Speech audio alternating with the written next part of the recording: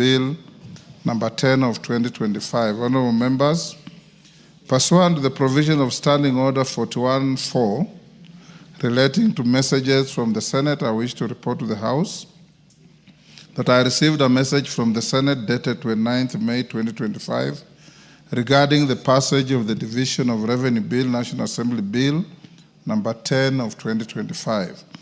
The message conveys that on Wednesday, 28th May 2025, the Senate considered and passed the Division of Revenue Bill, National Assembly Bill number 10 of 2025, order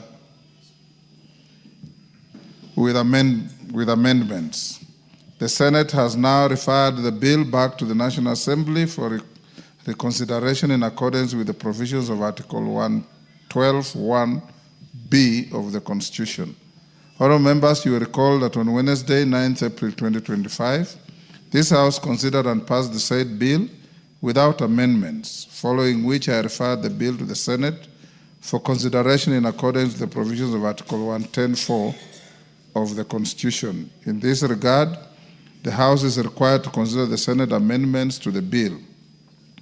Honourable members, you will agree with me that the passage of the Division of Revenue Amendment Bill 2025 is central to unlocking the consideration of other business related to the budget for the year 25-26, particularly the consideration of the Appropriation Bill 2025 and the Counter Allocation of Revenue Bill 2025. In this regard, and so as to facilitate the expedited consideration of the Senate amendments to the said bill by this House, I directed the clerk to schedule the bill in the order paper for this sitting. Indeed, as you may have noticed in today's order paper, the motion for consideration of Senate amendments to the Division of Revenue Bill, National Assembly Bill number 10 of 2025, and the Committee of the Whole House on the Senate amendments have been listed as order numbers 12 and 13, respectively. Additionally, I instructed the clerk to publish the Senate amendments to the bill in the order paper. Honourable members, in view of the foregoing, I urge the House to dispense with the Senate amendments to the Division of Revenue Bill 2025 in today's sitting. I also hasten to restate that the conclusion of the said bill will pave the way for the consideration of the Counter Allocation of Revenue Bill 2025 with the prescribed timelines so as to facilitate timely disbursement of the requisite funds to our county governments. It will also enable finalization of the allocation of revenues raised nationally for the national government through the Appropriation Bill 2025 following consideration of the report of the Budget and Appropriations Committee on the annual estimates for the year 2025-26 financial year. The House is accordingly guided. I thank you. Next. Order number 4, petitions. Order number 5, papers. Majority Leader.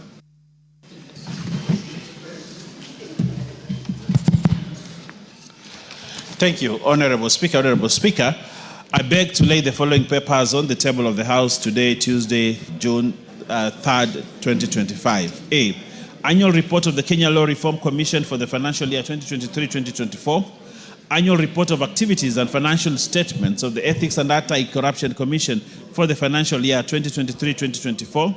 First half report of the County Government Budget Implementation Review for the financial year 2024-2025. D. Annual Report of the Kenyan National Commission on Human Rights for the financial year 2023-2024. E.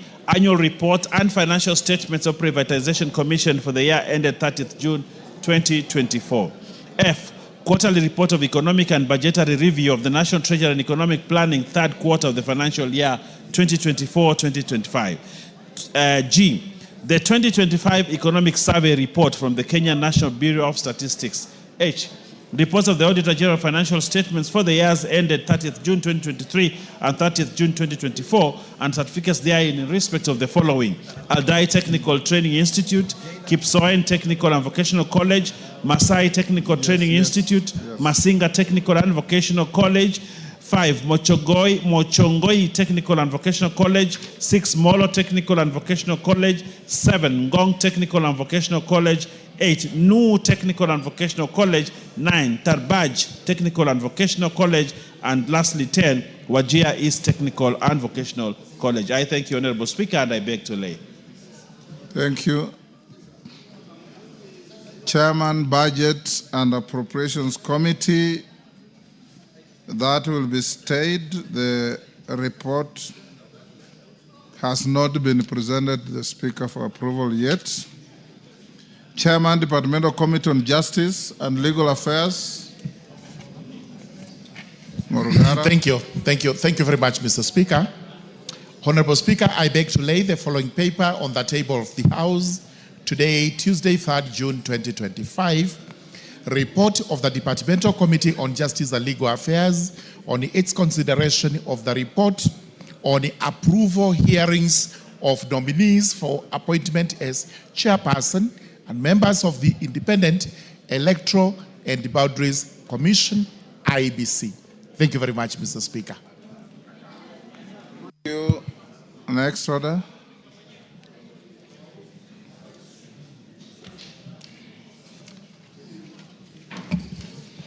Order number 6, notices of motion. Murugara. Thank you, Honorable Speaker. Honorable Speaker, I beg to give notice of the following motion. That taking into consideration the findings of the Departmental Committee on Justice and Legal Affairs in its report on the vetting of nominees for appointment as chairperson and members of the Independent Electoral and Boundaries Commission, IEBC, laid on the table of the House today, Tuesday, 3rd June 2025, and pursuant to the provisions of Article 252B of the Constitution, approves the appointment of Mr. Erastus Edung Ethekon as the chairperson and Ms. Anne Jerry Nderito, Mr. Moses Alutalala Muhwana, Ms. Karen Sorobet, Mary Karen Sorobet, Mr. Hassan Nur Hassan, Mr. Francis Ofiambo Aduol, and Ms. Fahima Arafat Abdallah as members of the Independent Electoral and Boundaries Commission, IEBC. Thank you, Honorable Speaker. Thank you, Honorable Murugara. Honorable members, allow me to acknowledge in the Speaker's gallery Chebonei Girls High School from Bomet Central, Bomet. In the public gallery, Oshol Academy from Nyali, Mombasa, Kigumo Bendera from Kigumo, Muranga, Sirwa Aulo Junior School from Kilgoris, Narok, Thua Secondary School from Kitui East, Kitui County. On my behalf and on behalf of the House, we welcome all the students, their teachers, and those accompanying them to the House of Parliament. Honorable members, I will rearrange the order on the order paper as follows. Having done notices of motion, we'll go to orders number 8, 9, 10, and 11 to put questions. Thereafter, we'll spend 30 minutes on the eulogy and paying respect to the late Ngugi wa Thiong'o. Thereafter, we'll come back to questions and statements. There are quite a number of statements. Then at order number 12, if the House is not in agreement with the Senate on the amendments on the division of revenue, then order number 13 will not be considered, will be required to immediately constitute committees for mediation. So clerk, call out order number 8 onwards. Order number 8, motion, report of the Committee of the Whole House on its consideration of the President's reservations to the Conflict of Interest Bill, National Assembly Bill number 12 of 2023, question to be put. Members on their feet, take your seats.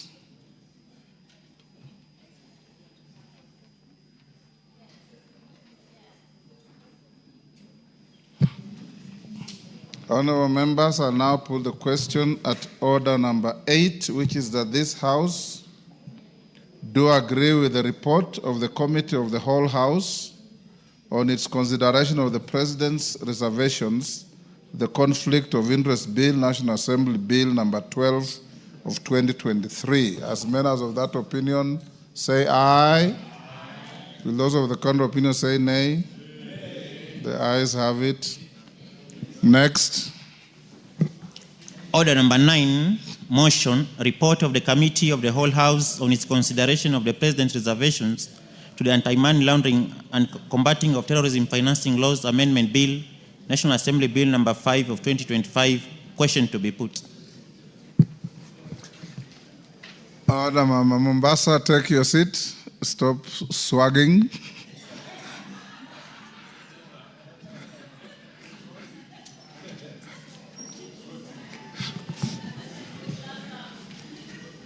Honorable members, I didn't know there was some can.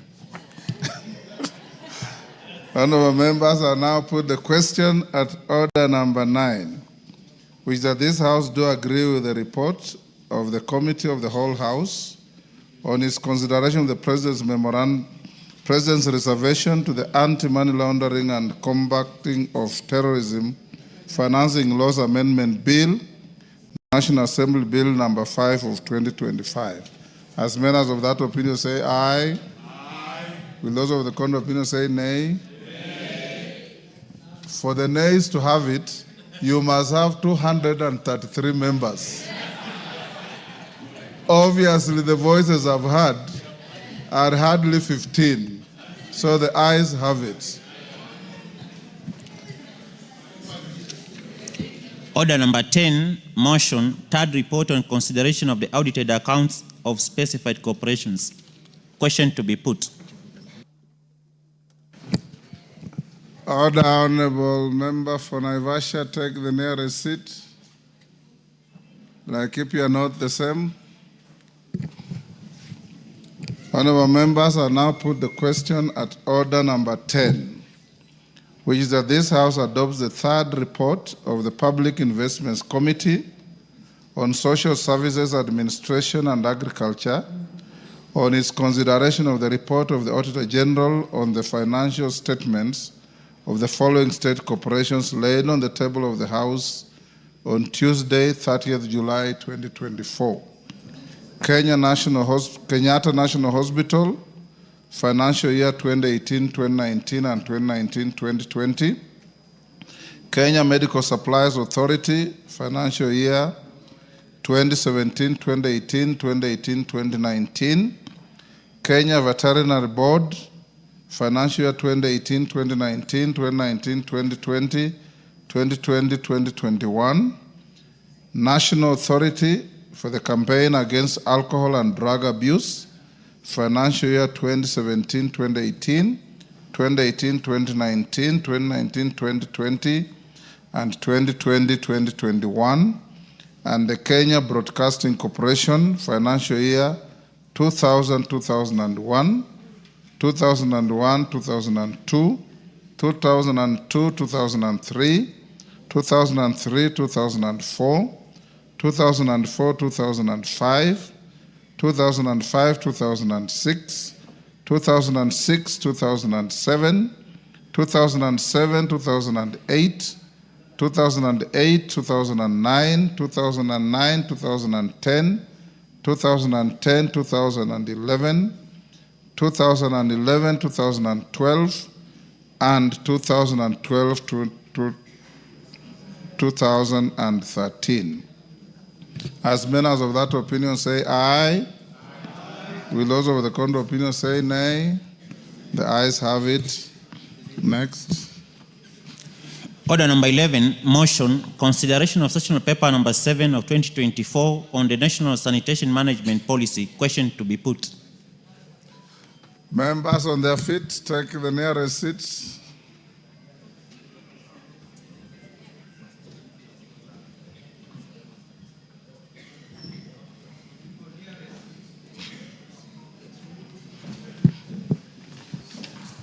Honorable members, I'll now put the question at order number 11, which is that this House adopts the report of the Departmental Committee on Blue Economy, Water and Irrigation on its consideration of sessional paper number 7 of 2024 on the National Sanitation Management Policy, laid on the table of the House on Thursday, 17th April 2025, and approved sessional paper number 7 of 2024 on the National Sanitation Management Policy, subject to the revisions as contained in the schedule to the report.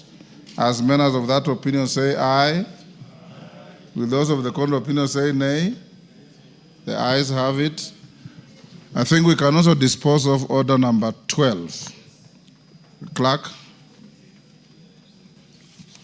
Order number 12, motion, consideration of Senate amendments to the Division of Revenue Bill, National Assembly Bill number 10 of 2025. Is the chairman budget in the House? Leader of majority will. Majority. Thank you, Honorable Speaker. Honorable Speaker, I beg to move that the Senate amendments to the Division of Revenue Bill, National Assembly Bill number 10 of 2025 be now considered. Honorable Speaker, just brief to members that this Division of Revenue Bill, as approved by the House, had about 405 billion shillings. But the other House has since amended that and proposed that we increase that to about 465 billion. That is 60 billion shillings above what is agreed. And bearing in mind the fiscal space that we have, Honorable Speaker, it may not be practical to increase by 60 billion shillings. I hear the member for Bumula saying we should be reducing, not increasing. Therefore, Honorable Speaker, having considered that, we thought it's only fair that we reject these amendments by the Senate to allow us to go into early mediation, and therefore beg to move the House to reject in totality this proposal by the Senate. And I therefore beg to move and request the Honorable Wamboka to second. Honorable Speaker,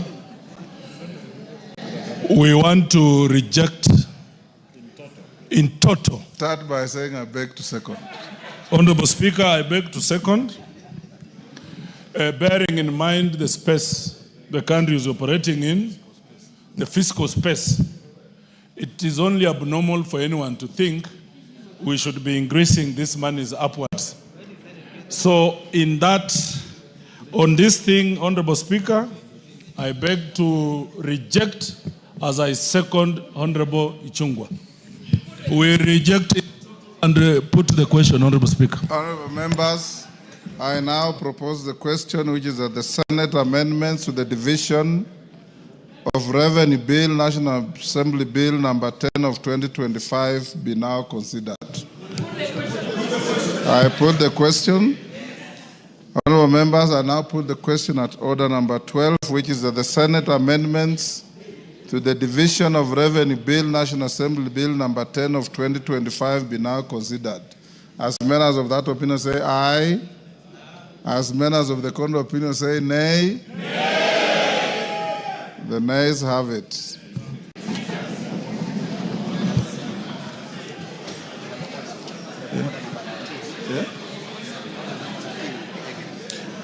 Honorable members, that vote invalidates the presence of order number 13 on the order paper. So order number 13 is now struck out from the order paper. Honorable members, now it's time I'll give the House 30 minutes or so to pay tribute to one of the greatest sons of this country in the literary world, the late Professor Ngugi wa Thiong'o, whose books yours truly here has read each and every one of them. And I hope each one of you has done the same. Except those written in Kikuyu language. I've read all those written in English. I now invite the majority leader to lead the House, and I suggest members that we give the majority leader 5 minutes and the rest who will speak 2 minutes. Thank you, Honorable Speaker. Honorable Speaker, thank you for this opportunity to pay tribute, as you say, to one of the greatest sons of our nation, and also a great son of my county, Kiambu, and notably also an old boy of the school. And when I speak about the school, it's a school that he attended in the year 1955 to about 1959 before he joined Makerere University. And Honorable Speaker, the Honorable Tiende Amolo, also understands the school I'm speaking about is not Miranda High School. It is the Alliance High School. And Honorable Speaker, I was saying before he went to Makerere University, where he started his writing career and did exemplary well, writing his first 2 novels in English. The first novel, Honorable Speaker, being The Weep Not Child, that he published in the year 1964. Honorable Speaker, also notable, these are around the time that we are becoming a republic. And he had graduated from university in 1963 when this country was gaining independence. And also, Honorable Speaker, it's notable to note that the Honorable Ngugi wa Thiong'o says in his writings and recalls how his village in Limuru in Kamiredo, where he was born, was raised down by the colonial masters. And probably this is what provoked him when he went to Alliance High School. And after his first semester or his first term in school, he went back home and found the entire village raised down to the ground. And I was saying probably this is what provoked him to even later in life, around 1967 to 1970, to drop the name James Ngugi and adopt his names as we know them today as Ngugi wa Thiong'o. Honorable Speaker, as we pay tribute to this great man, a writer who has not only taught literature and English language in many universities here in Africa, beginning with his alma mater, Makerere University, and also came back home to teach at the University of Nairobi before he was imprisoned. He's also taught great universities, Ivy League universities like Yale University, Honorable Speaker, in the US, where he has taught. Northwestern University also, he has been a guest lecturer there. And he has therefore contributed immensely, not just to the growth of literature, but also to the growth of African languages, Honorable Speaker. But this is not to say, Honorable Speaker, and I heard you say you have read all his novels, except those like Gahi Kadeda, I Will Marry When I Want, that he wrote in Kikuyu, or Shaitani Modara Vaine, which says it's Devil on the Cross. But I think the Devil on the Cross was later translated into English. And therefore, you may have had the opportunity to read these novels, Honorable Speaker. But I'm saying this because Ngugi wa Thiong'o dropped his English name, adopted his Kikuyu names, dropped the name James for Ngugi wa Thiong'o, and also began to write in the Gikuyu language. Not because he was a tribalist, Honorable Speaker, because Ngugi wa Thiong'o was such a nationalist that when he was imprisoned here for a year, sent into detention by the past regimes, Honorable Speaker, in the 70s, he was imprisoned with many other political prisoners who were not necessarily of the Kikuyu descent. And he lived on to fight for justice, equality in the country of Kenya, irrespective of where you came from, Honorable Speaker. And the fact that he has not only taught students from across the world, from different backgrounds, Honorable Speaker, but even his associations, Honorable Speaker, in the literary world, speaks volumes of the man that Ngugi wa Thiong'o was, that he was never at any point in time in his life. He valued his ancestry, he valued his background as a Kikuyu from Limuru, but he never allowed that to be anything to use to lord over others, Honorable Speaker, or even to believe that there was one community that was greater than the other, Honorable Speaker. And he used the African languages, Honorable Speaker, and he has motivated and encouraged very many other African writers to write in their mother tongue, Honorable Speaker. And this is something that we pay great tribute to for him, not just his contributions in the academia, Honorable Speaker, but also as a political thinker and shaping the thinking of many African children, African students, and many other indigenous communities around the world, as he taught in many universities around the world, Honorable Speaker. And therefore pay tribute to this great son of Kenya, an old boy of my school, the Alliance High School, and also a great son of the county of Kiambu and my neighboring constituency, Limuru, Honorable Speaker. And how I wish, Honorable Speaker, that Kameredo, because the Member of Parliament for Limuru is here, they would consider the cultural theater that was at Kameredo being further developed into a cultural center for Kiambu County, for our country. Time up. Otienda Molo. Honorable members, the screen is full. I found it full, so it can't have been for this. So those who will speak, I'll just request a show of hands. When every time one member finishes, then you do so. Otienda Molo. Thank you, Mr. Speaker. Mr. Speaker, I take this opportunity to eulogize the late Professor Ngugi wa Thiong'o. Ngugi wa Thiong'o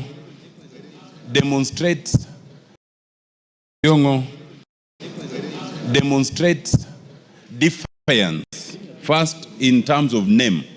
He had the courage to drop what was called his Christian name. Secondly, the idea of writing in vernacular, which at the time many people frowned upon.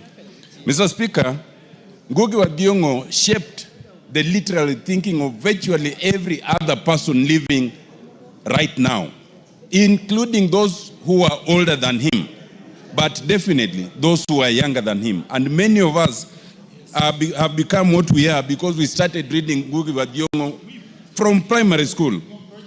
Ngugi, unfortunately, remains one of those whose intellect may not have been, shared in his later life because of political intolerance. And there's a long list of his contemporaries who had to flee the country at the time, including the late Professor Ali Mazrui, including those who are living even now, like Professor Chadra Guto in South Africa, and many others. I think in his life is a lesson that we must have some level of political tolerance, even of those with whom we do not agree. Because a lot of times, we then have them benefit others. These are giants who ended up benefit others in other countries. Mr. Speaker, even though Ngugi wa Thiong'o may not have won the Nobel Peace Prize, Ngugi wa Thiong'o remains a towering giant in East Africa, in Africa, and in the world, like no other. Mr. Speaker, I think that what we should do is to name something serious in this country in honor of Ngugi wa Thiong'o, not just to name everything after politicians. This is somebody who deserves to be remembered. Omboko Milemba. Thank you, Honorable Speaker. I also take this time to eulogize Ngugi wa Thiong'o, who was a great writer who influenced many of the readers of the time and the children. And as young people would compete on how many books of Ngugi and other writers you would have read during that particular time. But I think what I find quite strong about Ngugi was that he had to compete with very good writers from West Africa, because in that particular time of the 80s and 70s, the West African writers were doing very well, the likes of Chinua Achebe, the likes of Lechi Amadi with the Concubine, and Aldo and others. But Ngugi came out very strongly from the East African region to also compete very competitively with the West African writers, and he was a celebrity for the East African people. And therefore, I think this was one of the greatest. But one other thing I find very strong about him was the fact that he wrote about class struggles at a time when nobody wanted to tolerate the politics of class struggle, which remains with us today. And partly that's why he was imprisoned and then fled the country to go out. That is in the Petals of Blood. Petals of Blood. Thank you. You are a master. Thank you. In the Petals of Blood, he tries to bring out that very confidently, and I think we should have more tolerance in our times to literal word and those who are writing. So when I see a place like the Shackles of Blood get trouble, I just blame those who are invading the space of academics and are not teachers. If we allow teachers to do these things without much of the competition and blocking, would really improve our literal world. Thank you, Honorable Speaker. Rachel Nyamai. Thank you, Honorable Speaker, for giving me this opportunity to eulogize our son, the son of the world, a linguist, a creative, and a gift to this country. Honorable Speaker, I would like to go direct to the family that the Honorable Ngugi wa Thiong'o has left for us. I could not move my eyes from the screen, Honorable Speaker, watching the children of Ngugi wa Thiong'o.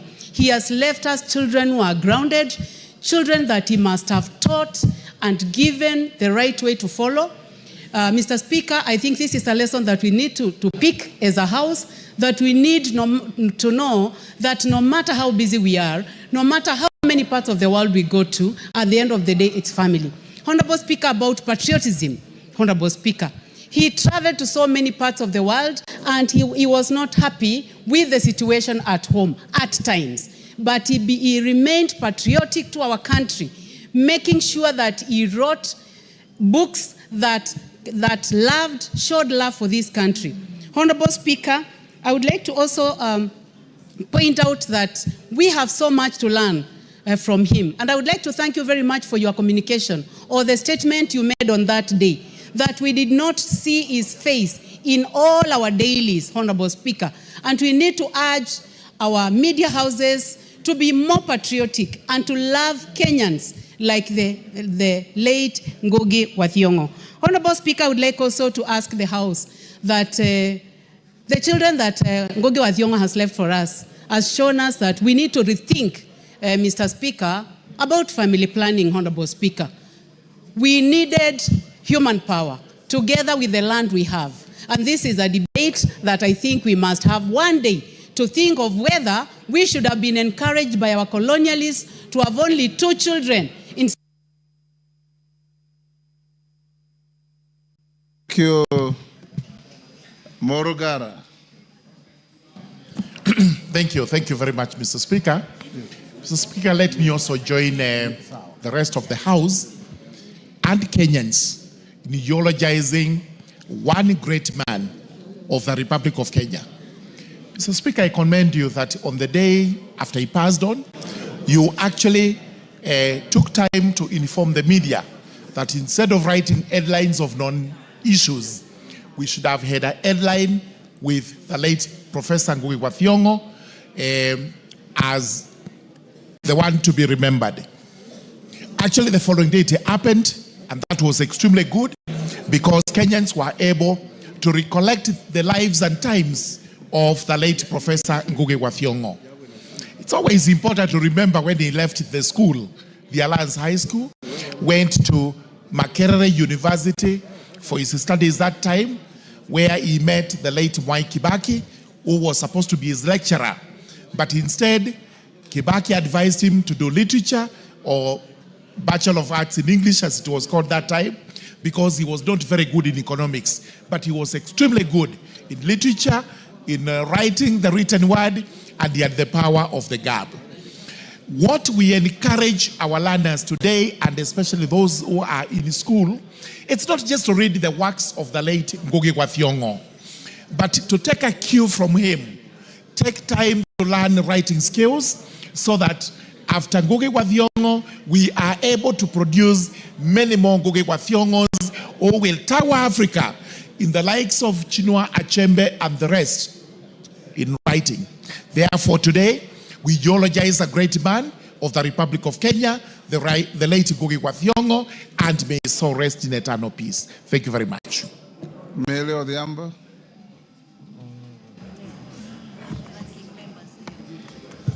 Thank you, Mr. Speaker. Mr. Speaker, on my behalf and on behalf of the people of Suba North, we bring our message of condolences to the family of Ngugi wa Thiong'o and even to Kenya as a whole, because this is a loss to Kenya as a country. Mr. Speaker, when I was a young girl, I used to work at my uncle's bookshop. And even though I was very young, I would still struggle to read the difficult English. So just like you, I think I probably read all of them, even though I didn't understand many of them. But Mr. Speaker, one of the things that stood out for me is that I want to comment about is the River Between. And Mr. Speaker, you look at the River Between, you look at the influence of the British colonization through the eyes of Modoni. Mr. Speaker, I want to specifically single out the way he dealt with the issue of feminism. Majority of the characters in that book are women that he exalts, and he shows them as fighting tyranny and exploitation. Mr. Speaker, he sees women as victims of African society and patriarchal system. And to liberate themselves, they endeavored to shatter the patriarchal obstacles and bring about change. Mr. Speaker, I would want to say that he was way ahead of time. There are some of the issues that we are now talking about, and we are giving name to, for instance, intersectionality. But he already dealt with issues that converge and bring women down, like the intersectionality of gender, race, and even ethnicity. And so, with those few remarks, Mr. Speaker, I thank you for giving me this Member opportunity. for Limuru. Thank you, Honorable Speaker, for giving me a chance to eulogize one of our own, Professor Ngugi wa Thiong'o. As I stand, Honorable Speaker, I speak of a man who I knew for the longest time in my life. I witnessed him writing the book, some of them that people have mentioned, but I have also witnessed a journey for him when he was being persecuted. I was there delivering a book written by Steve Biko to him in detention. I was at the University of Nairobi when we were told to remove all his books after detention, and I saw him off the first time he led out of this country. But Honorable Speaker, this is one person who was very good for the rest of the world, but it looks like there was a plan to make sure that Ngugi will never have a peace in his own country. We know that he was denied to teach at the University of Nairobi. He was not allowed to go back to Kameredo to continue with his theater works.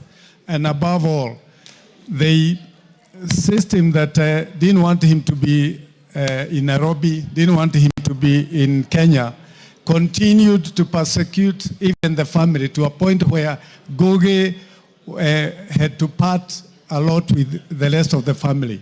And as we now said, say goodbye to him, Honorable Speaker, my prayer is that the children of Ngugi will have peace, can come back to this country and contribute. And for all of us to make sure that Ngugi will not be forgotten for what he did to this country. May his soul. Julia Sunguli. Mr. Speaker, I wish to join everybody else in eulogizing Professor Ngugi wa Thiong'o.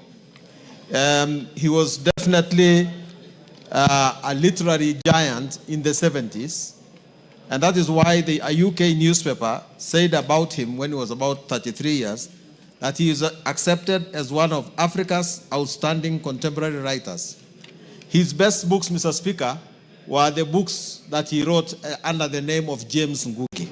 The book of The River Between, A Grain of Wheat, and Weep Not Child. That is actually why the 70s would remember Ngugi. Unfortunately, Mr. Speaker, something happened to Ngugi later on. When the world was embracing him, he seems to have retreated from the world. First, he retreated from Christianity. He changed his name, James. He returned his baptismal card and retreated away from Christianity. Then, Mr. Speaker, he retreated from the English language, the one that had made him a giant, and started writing in Kikuyu and having characters only within the Kikuyu language and Gikuyu culture. That actually is perhaps one of the reasons why the people who went to school after the 70s do not remember Ngugi as much as you and I do. Mr. Speaker, he withdrew, of course, when he was detained by Jomo Kenyatta, he must have suffered a lot. President Moi released him as soon as he became president, and he immigrated into the West. But this does not take away from the fact that, Mr. Speaker, at one time, Ngugi was a prolific writer, an artist, a novelist we shall always remember, and we shall place his name in the records of history. I thank you.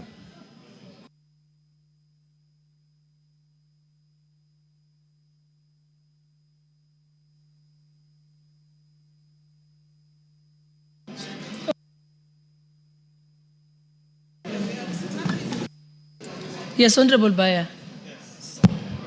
Honorable Speaker, I want to thank you and wish to eulogize Ngugi wa Thiong'o. You know, Honorable Speaker, I'm a student of literature and having taught literature at different levels. But Honorable Speaker, I want to say that the late Ngugi wa Thiong'o will remember him for the African Writers Series as a pioneer of that book, that level of books, where many Africans got an opportunity not just to write, but to write and publish, where the African Writers Series was published then as one of the biggest publishing houses, Honorable Speaker. Honorable Speaker, secondly, I remember Ngugi wa Thiong'o for his book, Decolonizing the Mind, one of the greatest works of literature that he ever wrote. It is a series of papers that he put together, Honorable Speaker, and it is in Decolonizing the Mind, Honorable Speaker, that we find Ngugi in his true sense. Honorable Speaker, one of his great books that people never talk about is The Devil on the Cross. The Devil on the Cross was one of Ngugi's greatest book. Actually, it is The Devil on the Cross that runs crosshairs with Daniel Arap Moi then when he was president, Honorable Speaker. Although Devil on the Cross is one of the greatest satires that Ngugi wa Thiong'o has ever written. A book that when you read, you get the revolutionary spirit in the writer. You get Ngugi wa Thiong'o, the person who fights for justice, who fights for land rights, a writer who stood up for the common mwananchi in this country. Ngugi wa Thiong'o will go down in history as one of the liberators of Africa, and that is why he could not agree with many presidents, and that's why he could not find space in Africa and chose to live in the United States. Honorable Speaker, we have lost a great man, a literary giant, somebody that was respected not just in the continent of Africa, but in Europe and above and beyond, Honorable Speaker. I thank you, and may God...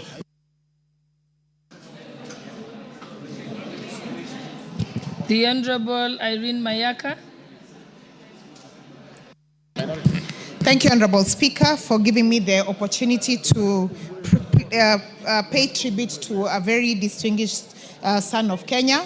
Honorable Speaker, as had been said before, Ngugi wa Thiong'o was initially called James Thiong'o, and he decided to change his name and drop the English name so that he pays tribute to being an African.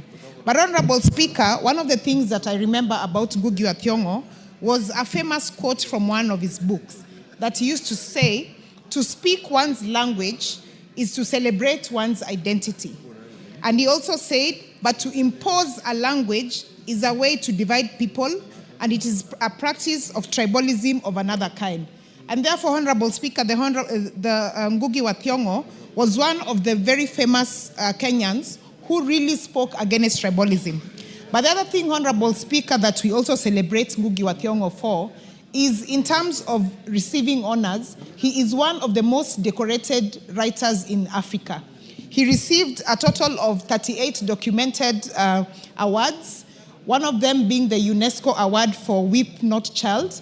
But also between the year 2006 and 2007, through one of his books, The Wizard of Oz, Ngugi wa Thiong'o received a total of 6 international awards. That was really something that was exceptional. And Honorable Speaker, the same way that we normally say that we are going to benchmark with other people on the good practices and the good things that we do in Kenya, Ngugi wa Thiong'o is one of those people that we also really know that the rest of the world would want to also emulate and be like him. And I just want to tell, especially the people who are here and the people who are listening to us who love soccer, that a team like Arsenal should now emulate Ngugi wa Thiong'o in terms of doing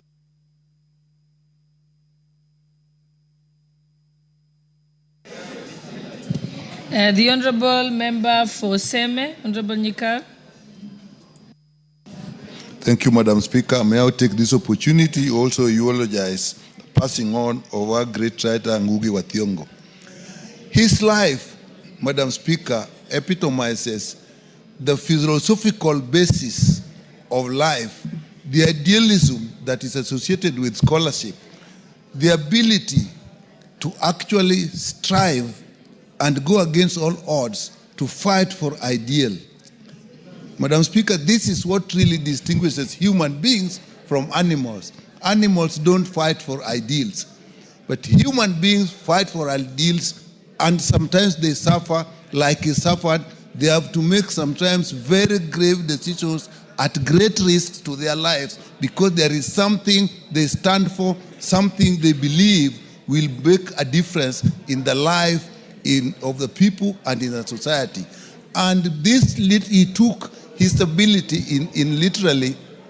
in writing to actually express this, agreed to fight with the system that be, to express what he wanted. So really, these really are the people who show to us the roles of universities. Universities are actually to be populated by people who seek ideals, not just the practicalities of life that take time for most of us. So losing a person like him is a great loss to this country. Thank you, Madam Speaker, for giving me the opportunity. The Honorable Member for Marsabit, Honorable Naomi Wako.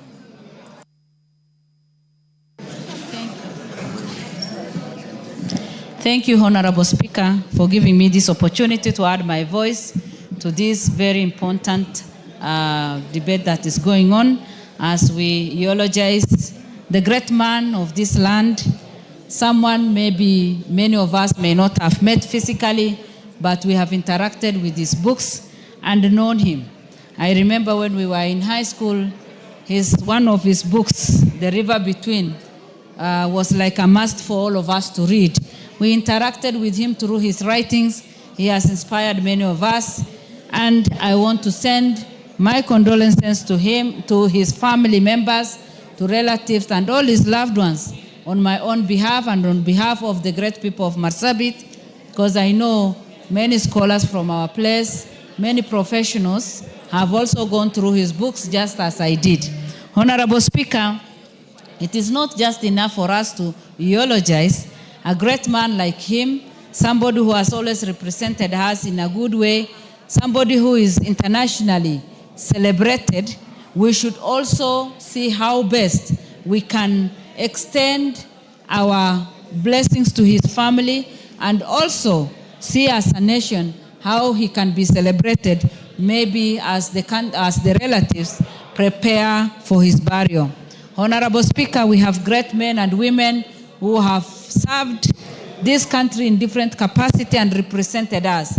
And it will only be good for us to appreciate them and also recognize them as heroes. I believe he's one of our heroes and he should be recognized in that capacity even though he has left us. May his soul rest in peace and may God comfort his family. Thank you. Honorable members, I wish to recognize the presence of the following school. Moon, seated in the Speaker's Gallery, is Moon Kopir Girls Secondary School from Kajiado East Constituency, Kajiado County. And also seated in the public gallery is St. Mary's Nyabururu School from Kitutu Chache South Constituency, Kisii County. And I'll ask Honorable Donya Doris to welcome the schools on our behalf. Thank you, Madam Speaker. That is my school. I schooled there in class 2 and class 3, St. Mary's Nyabururu, but I can't say the year because you might suspect how old I am. Madam Speaker, as parents, And of course, members of parliament, we must have nice things to tell our girls. It's only that, oh, you girls, you should be smiling because I schooled in your school. Work hard, it has been the norm. Be humble, be kind, polite as your mama county. I've never even slaughtered a chicken, Madam Speaker. Education is what no one will ever take away from you. They can take your land, they take everything. Our children, I can also pass over the message to our girls, but something that no one will ever take away from you is your education. Value your education, respect your teachers, and you have to be good girls, not a bad girl like Honorable Millie Odhiambo.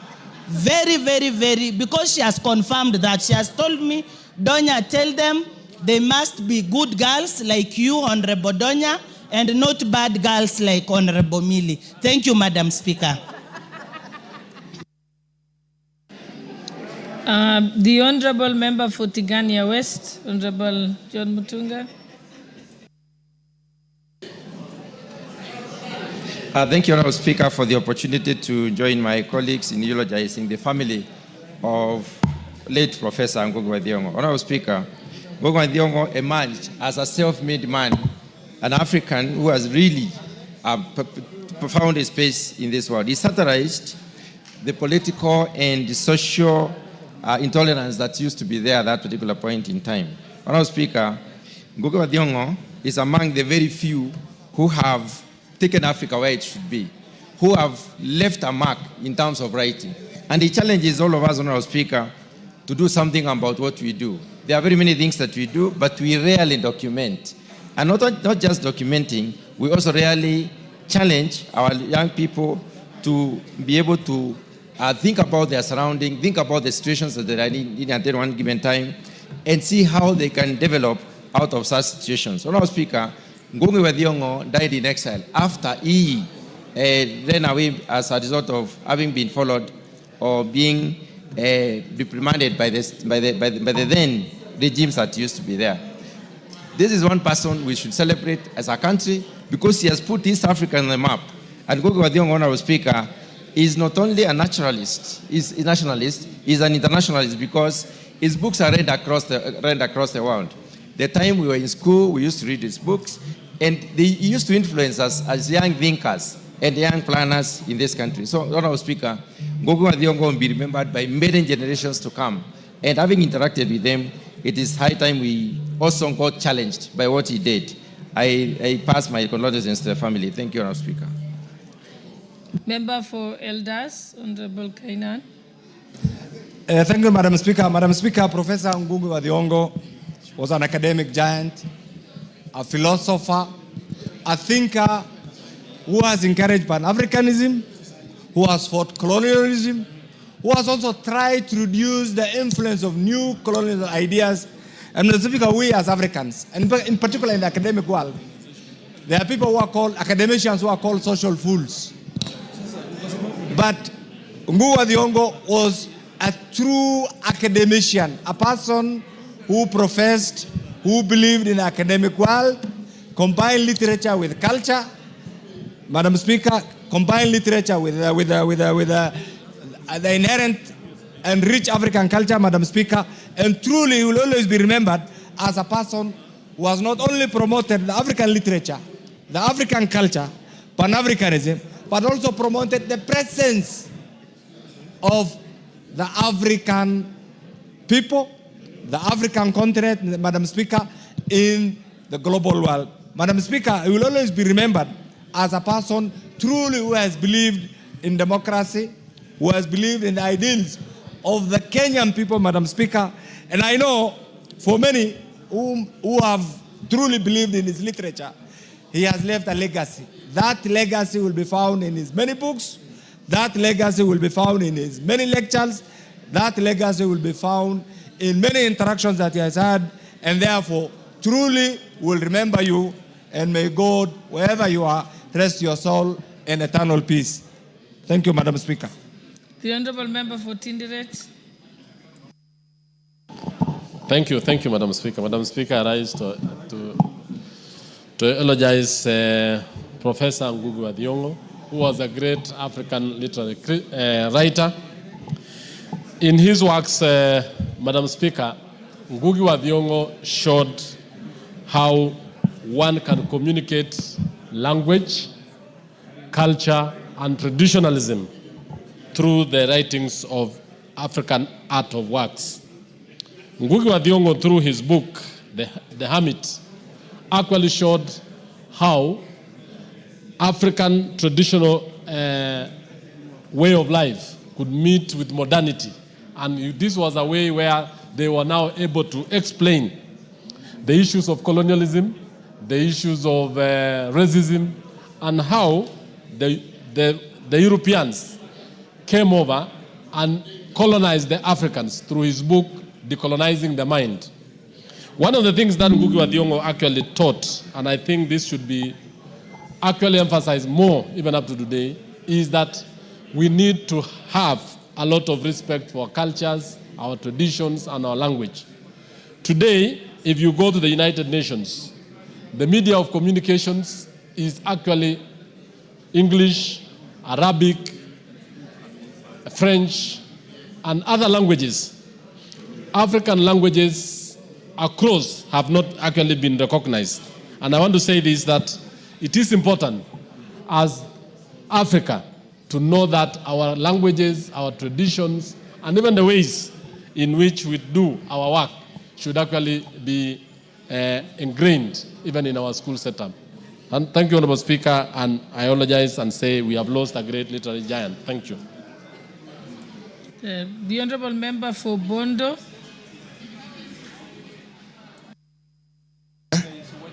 Thank you, Madam Speaker. Madam Speaker, if we valued exactly what Professor was, or what he has been since his works, if we value that and we relate it to the kind of exports that we've done as a country, I want to believe that the value of Ngugi's works and what Ngugi has made in terms of people are basically incomparable. We've contributed immensely. He contributed immensely to the world. He contributed immensely to the rest of, when you look at the amount of works Ngugi was able to do in 1 decade, if you want to know how a great a person is, look at that versus what we are having now in a situation where virtually nobody is doing the kind of things that Ngugi was able to do in the 70s and in the beginning of the 80s. So, Madam Speaker, Ngugi has created people. Ngugi has made people to be what they are. And this is a time that we, as a country, we really need to recognize that no, people are mortal, but what needs to remain is the works. So to us, Ngugi's works remain as eternal, and we are going to be indebted to Ngugi for a much more longer period of time. Thank you, Madam Speaker. The Honorable Member for Dagoretti, Honorable KJ. Madam Speaker, I thank you. Ngugi wa Thiong'o was a patriot, and it is for that reason that I, on behalf of my family, the people of Dagoretti South constituency, and even the thespians, artists, and performers of this country, I pass my condolences to the family of this great Kenyan. Madam Speaker, two great artists, Tony Njogona and Walter Mung'are, can bear me witness that we as very young artists were truly inspired by the works of Ngugi wa Thiong'o.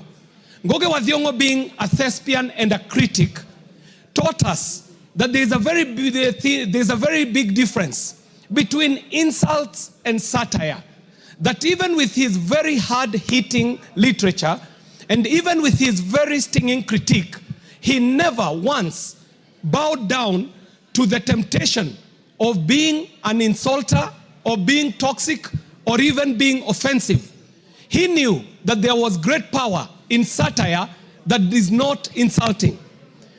Madam Speaker, today, in the era of content creation, there is much to learn from the generation of creators and authors like Ngugi wa Thiong'o. Those who are creating content today must learn that intellect has way more power than the toxicity and malice that is being trended left, right, and center. Finally, Madam Speaker, the two causes that Ngugi wa Thiong'o was championing, one on decolonization and the other on the promotion of culture. It will be a great honor for us to honor Ngugi, because we did not honor him enough in his life, to honor him by preserving the great works that he has done using the new technology that allows us to feed in our languages to speak to the new revolution that is the fourth industry. Give him a minute to just finish. Thank you very much, Madam Speaker. There is a great opportunity for us with the new and emerging technologies to onboard all this knowledge that is cultural, traditional, and has great African heritage onto the new industrial revolution, and especially in AI, where we must ask ourselves, what language will these technologies be speaking? And if they are not speaking our language, then we shall be doing the likes of Ngugi wa Thiong'o a great disfavor. So, Honorable Speaker, I would like for us to honor this great Kenyan by making sure that we do not treat his memory the way we treated him in his life. I thank you very much, Madam Speaker, and we honor a great Kenyan. Just wait. Hello, the Honorable Member for Westlands, Honorable Timothy Wanyonyi. Thank you, Madam Speaker, for giving me a chance also to eulogize Professor Ngugi wa Thiong'o. Madam Speaker, I must also confess I've read his books, and reading his books, you could just start even imagining yourself in a situation, because you read the book, it carries you along.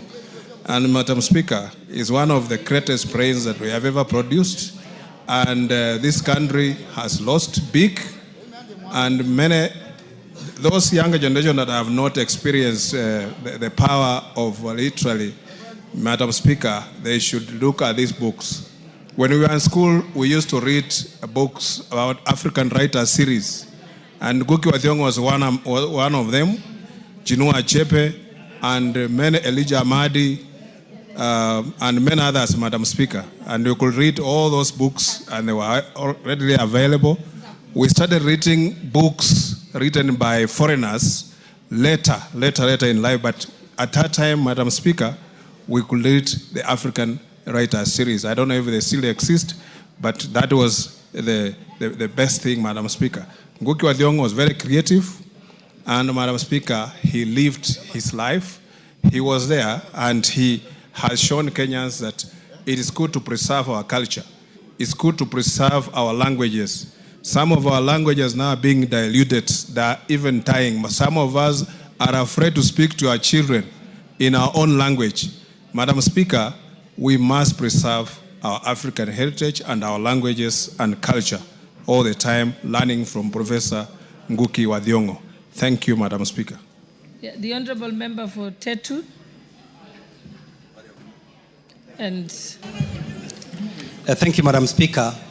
I also rise to eulogize Professor Ngugi wa Thiong'o. Madam Speaker, let me say from the onset, I knew Ngugi, and I had an opportunity to talk to him just about 5 or 6 weeks ago. And his rallying call all the time, as he spoke to me as a young leader, he told me to always remember to advocate for the small farmers and the workers. Ngugi wa Thiong'o was someone who strongly believed in social justice for the small person. And if we look at his life, we can actually see that his brilliance and monumental contributions to literature and thought are celebrated worldwide. Madam Speaker, I have a petition still doing rounds as usual in the House to request this country to bestow the highest honor to Professor Ngugi wa Thiong'o. And Madam Speaker, it's sad that this man, despite having worked so hard, despite having given such a great contribution to knowledge, lived about 22 years of his life in exile, away from his home country. And it is only fair that Parliament initiates an honor for him or recommends that he be honored, and that we also look for a national institution that can at least carry his name. And also preferably one road in this country can be named Professor Ngugi wa Thiong'o a road. And also the University of Nairobi, where he taught for very many years, would also propose that it can also give him at least one more honor in his honor. So, Madam Speaker, I like to eulogize a professor and say that this is a man who deserves a little more than he has received.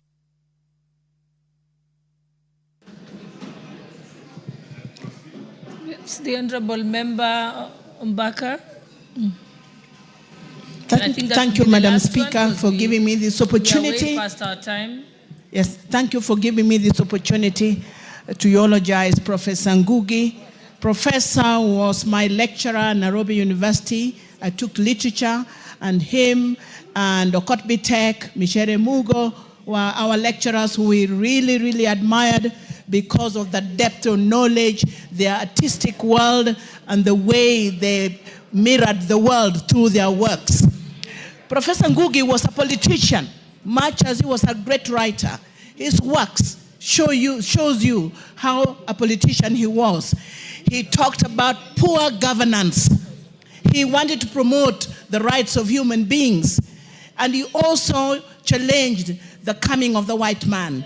In his River Between, there's a statement where a character is saying, "There shall come a people with clothes like butterflies." Those are the white people who came to colonize us. And Ngugi wa Thiong'o talked a lot about the effect of colonialism on the African culture, how our culture was changing because the Europeans came and took away our culture. He loved to call us by our own African names. And he kept on calling me Achieng, Achieng, Achieng every time. He told me, drop the name Christine. You must be called Achieng. That is how I remember him.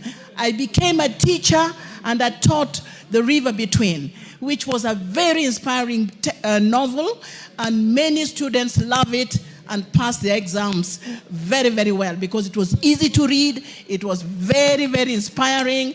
It was teaching us a lot about the coming of the white man and the clash between the two cultures. He will be remembered for so many of these texts that were introduced.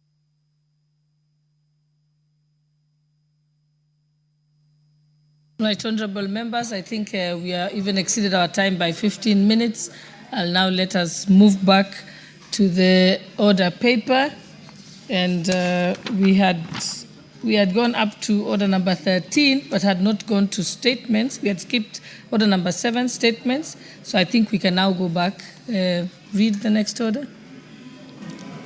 Order number 7, questions and statements.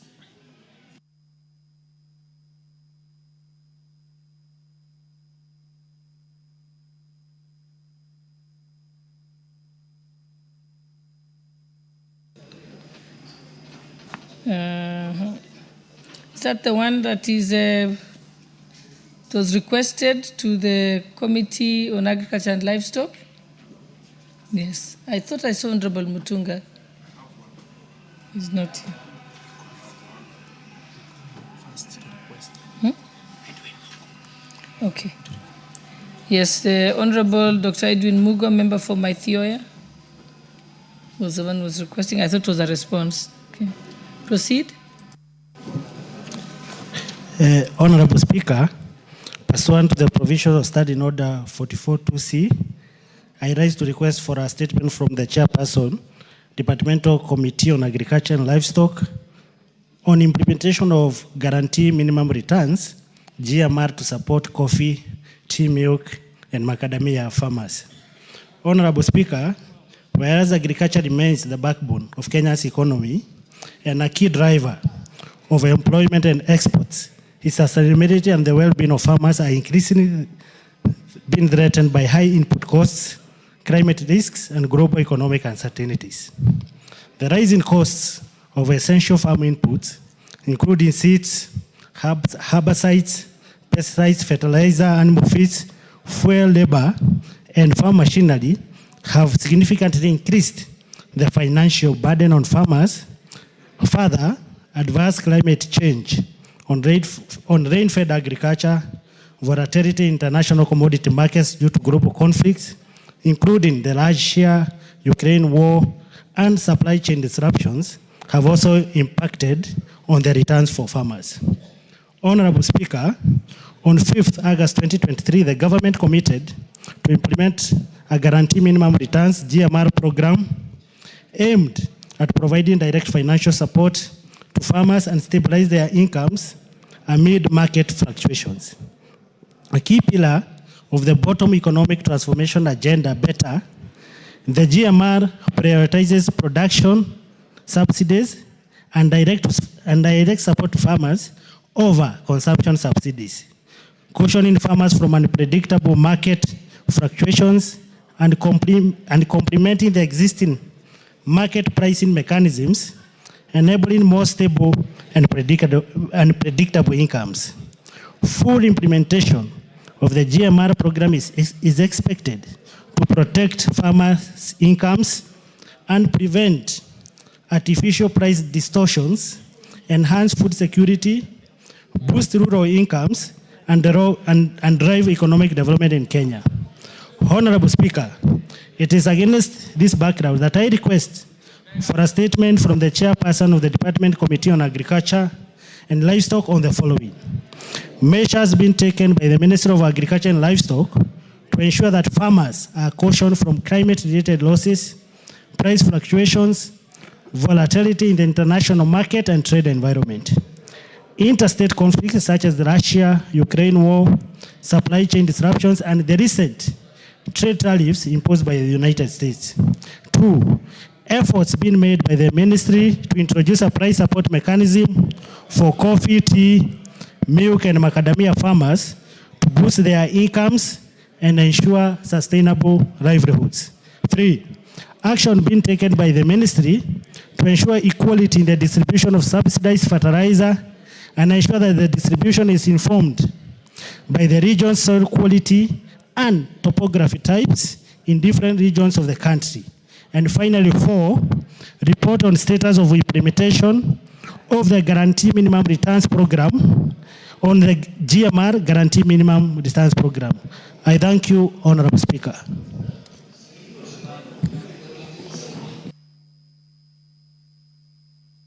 Okay, the chairperson for Agriculture and Livestock, when will you give a response? Any member of the committee here? Okay, Majority Leader, Deputy Majority Leader. Can give an undertaking on behalf of the Agriculture Committee. I thought I saw Honorable Mutunga here. Yes, he was here, but all right, he seems to probably have stepped out. we could do 2 weeks, Honorable Speaker, on the same. I'll let them know. Thank you. Thank you. Next statement by the Honorable Mary Maingi, member from where?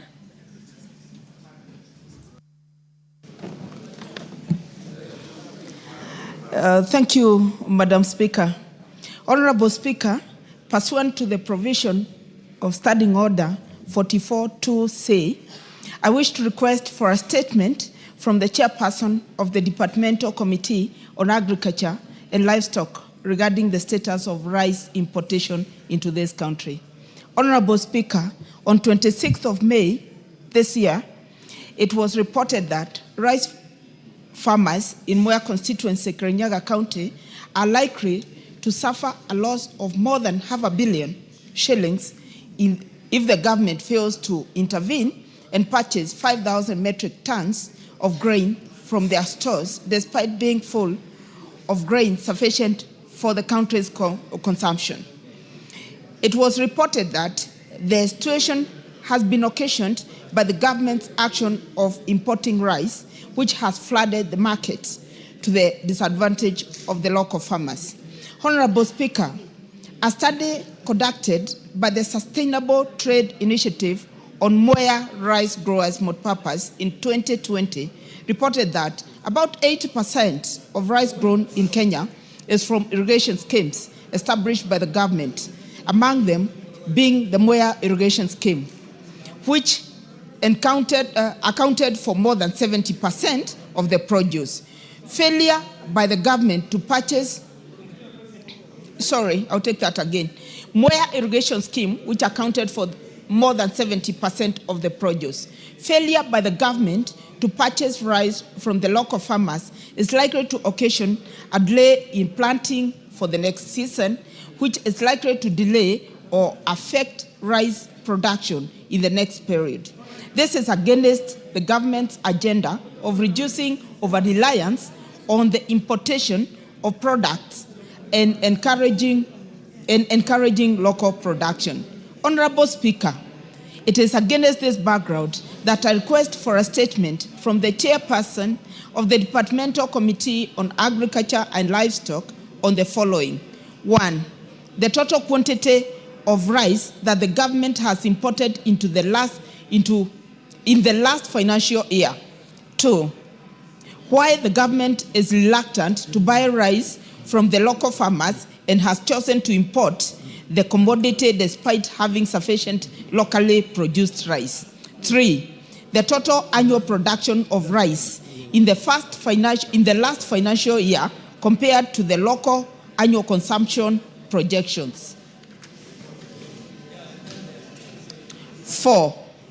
Measures being taken by the government to ensure that a larger percentage of rice produced locally is purchased by the government to reduce over-reliance on imported rice. And 5, the steps being taken to cushion rice farmers in the country from likely unfair market competition that could arise from oversaturation of the market by imported rice. I thank you, Honorable Speaker.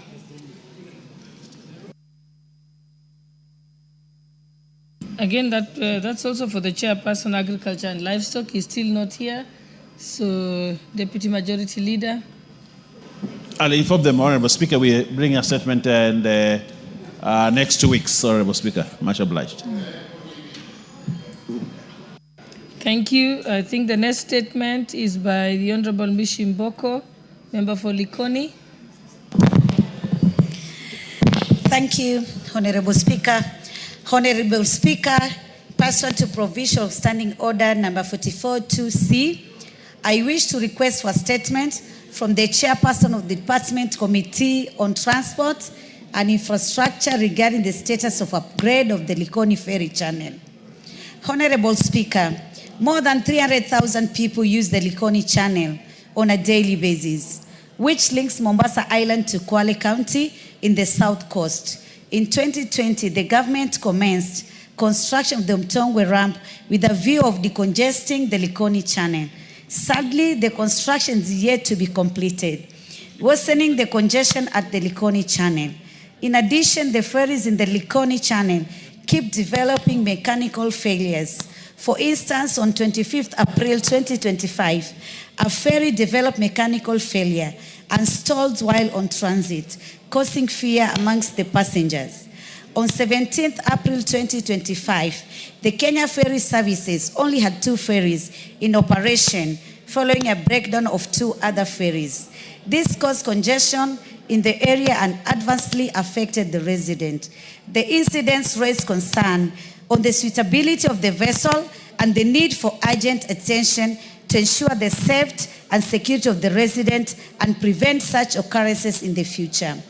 Honorable Speaker, it is against this backdrop that I request for a statement from the chairperson of the Departmental Committee on Transport and Infrastructure on the following. 1. Measures put in place by the government to ensure safety and efficiency of ferry services, including an update on the status of maintenance and procurement plans for new ferries and upgrade of the existing vessels.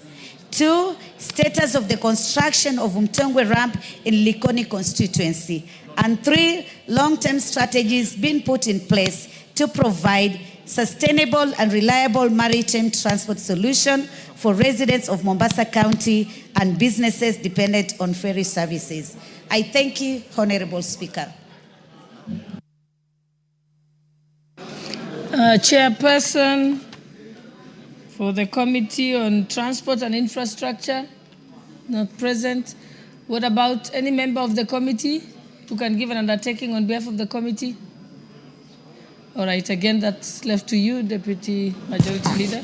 All right, Speaker, I will inform GK, the MP for Ndia, the chairperson so that he can bring a response in 2 weeks. So thank you, Honorable Speaker.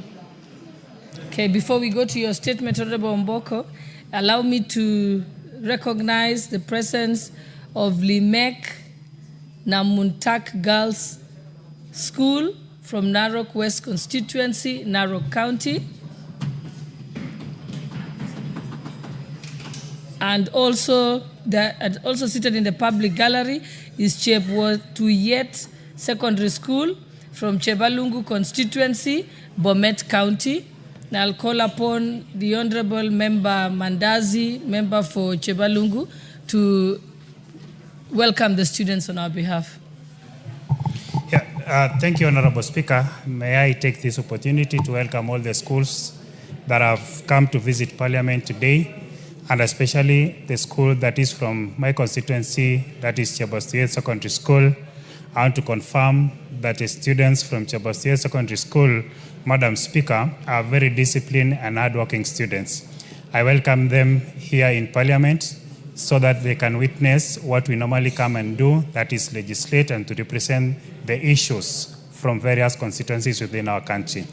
This is the place to be. This is the place that you should work hard and desire to be in the future. I wish you well, and equally, Madam Speaker, allow me to wish all of them that are going to sit for their exams at the end of the year success in their exams. Thank you so much, Speaker, and they feel welcome to the presence of Parliament. Thank you, Speaker.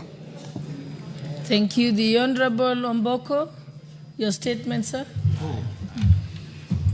Thank you, Honorable Speaker. Pursuant to Standing Order number 44-2C, I rise to request for a statement from the Chairperson of the Departmental Committee on Administration and Internal Security regarding the tragic fire tragedy in Makina area, Kibera, in Nairobi City, County. Honorable Speaker, on the night of 24th May 2025, a devastating fire tragedy occurred in Makina area, Kibera, in Nairobi City, County. The deadly fire swept through the informal settlement, destroying property, rendering several people homeless and claiming lives of 8 people, 7 of whom hail from the Muhaya constituency in Vihiga County. Among the deceased, Honorable Speaker, were 5 members of the same family from a Sirulo village, being a Mr. Ernest Ambani, 36 years, his wife Flora Ambani, 33 years, and their children Gertrude Amisi, 9 years, Silas Omboko, my namesake, 3 years, and Stephen Mukuna, 2 years. Additionally, Honorable Speaker, a Mr. Harrison Liaha, 24 years old, perished in the inferno together with his pregnant sister, 18 years. A Miss Yvonne Okwoku also perished and, no, let me take that again. Miss Yvonne Okwoku, also Miss Charity Eboso, wife to Mr. Harrison Liaha, who perished in the tragedy, is currently hospitalized in a critical conditions, along with their one child who was miraculously saved from the inferno. Honorable Speaker, the cause of the devastating Makina fire tragedy remains unknown to date. Adding to previous fire tragedies that have occurred in informal settlements, particularly in Nairobi, distressfully, fires in the informal settlements have become alarmingly frequent, often exposing the fragility of our urban disaster preparedness and response, calling for elaborate interventions. Honorable Speaker, it's against this background that I request the chairperson of the Departmental Committee on Administration and Internal Security to appraise the House on the following. Number 1, a comprehensive report on the cause of the fire incident in Makina area, Kibera, including the details of the affected people and the findings on the systematic failures of the recurrent fire tragedies in the informal settlements. Number 2, the support, if any, extended to the ministry, to the survivors of the tragedy, including provisions of shelter, food, clothing, emergency treatment, and trauma counseling, including sending off of their beloved ones. Number 3, the steps being taken by the ministry to expedite the release of DNA results for the victims of the fire tragedy so as to spare the families of the deceased from prolonged emotional distress and enable them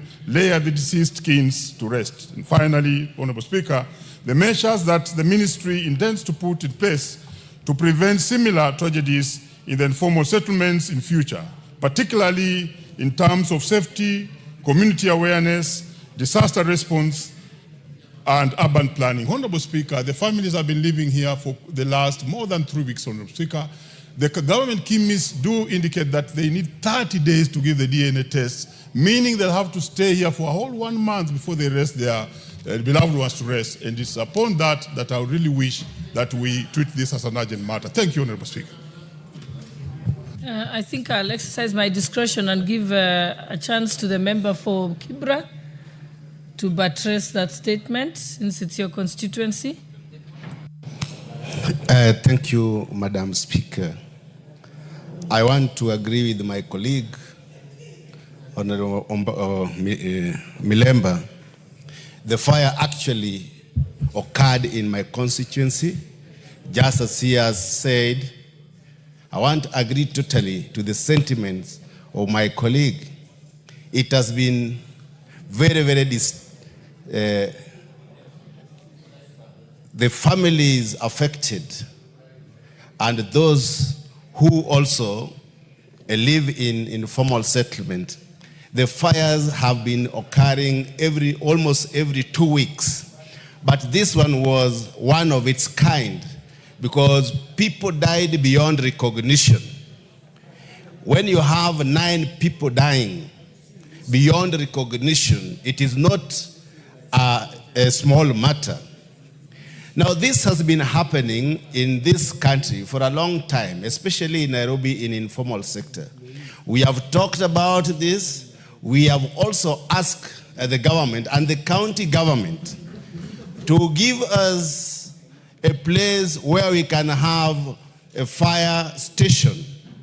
We have asked the governor to give us fire stations so that when this happens, we have instant response from a fire station. However, we had asked the government to help the victims, and I must say that the government also responded well and brought some food to the victim. But this can never help or fill the gap, emotional gap that has been experienced by this group of people. However, the president came when he was asked to visit these victims. He went and visited the victims and gave a full support to the victims. However, we must have a lasting solution to the fire outbreaks in this informal settlement. We are asking that we need to get to the root bottom of the causes of fire every time. And the investigating agencies must do this with speed because the families concerned, like my colleague has said, have been here for a very long time. We also need to have the DNA test. It must be hastened. They must carry out DNA tests so that these families can be taken home after a very short while. Otherwise, I sympathize with the families, the affected families, and we ask that the government must take serious action. Thank you, Mr. Speaker.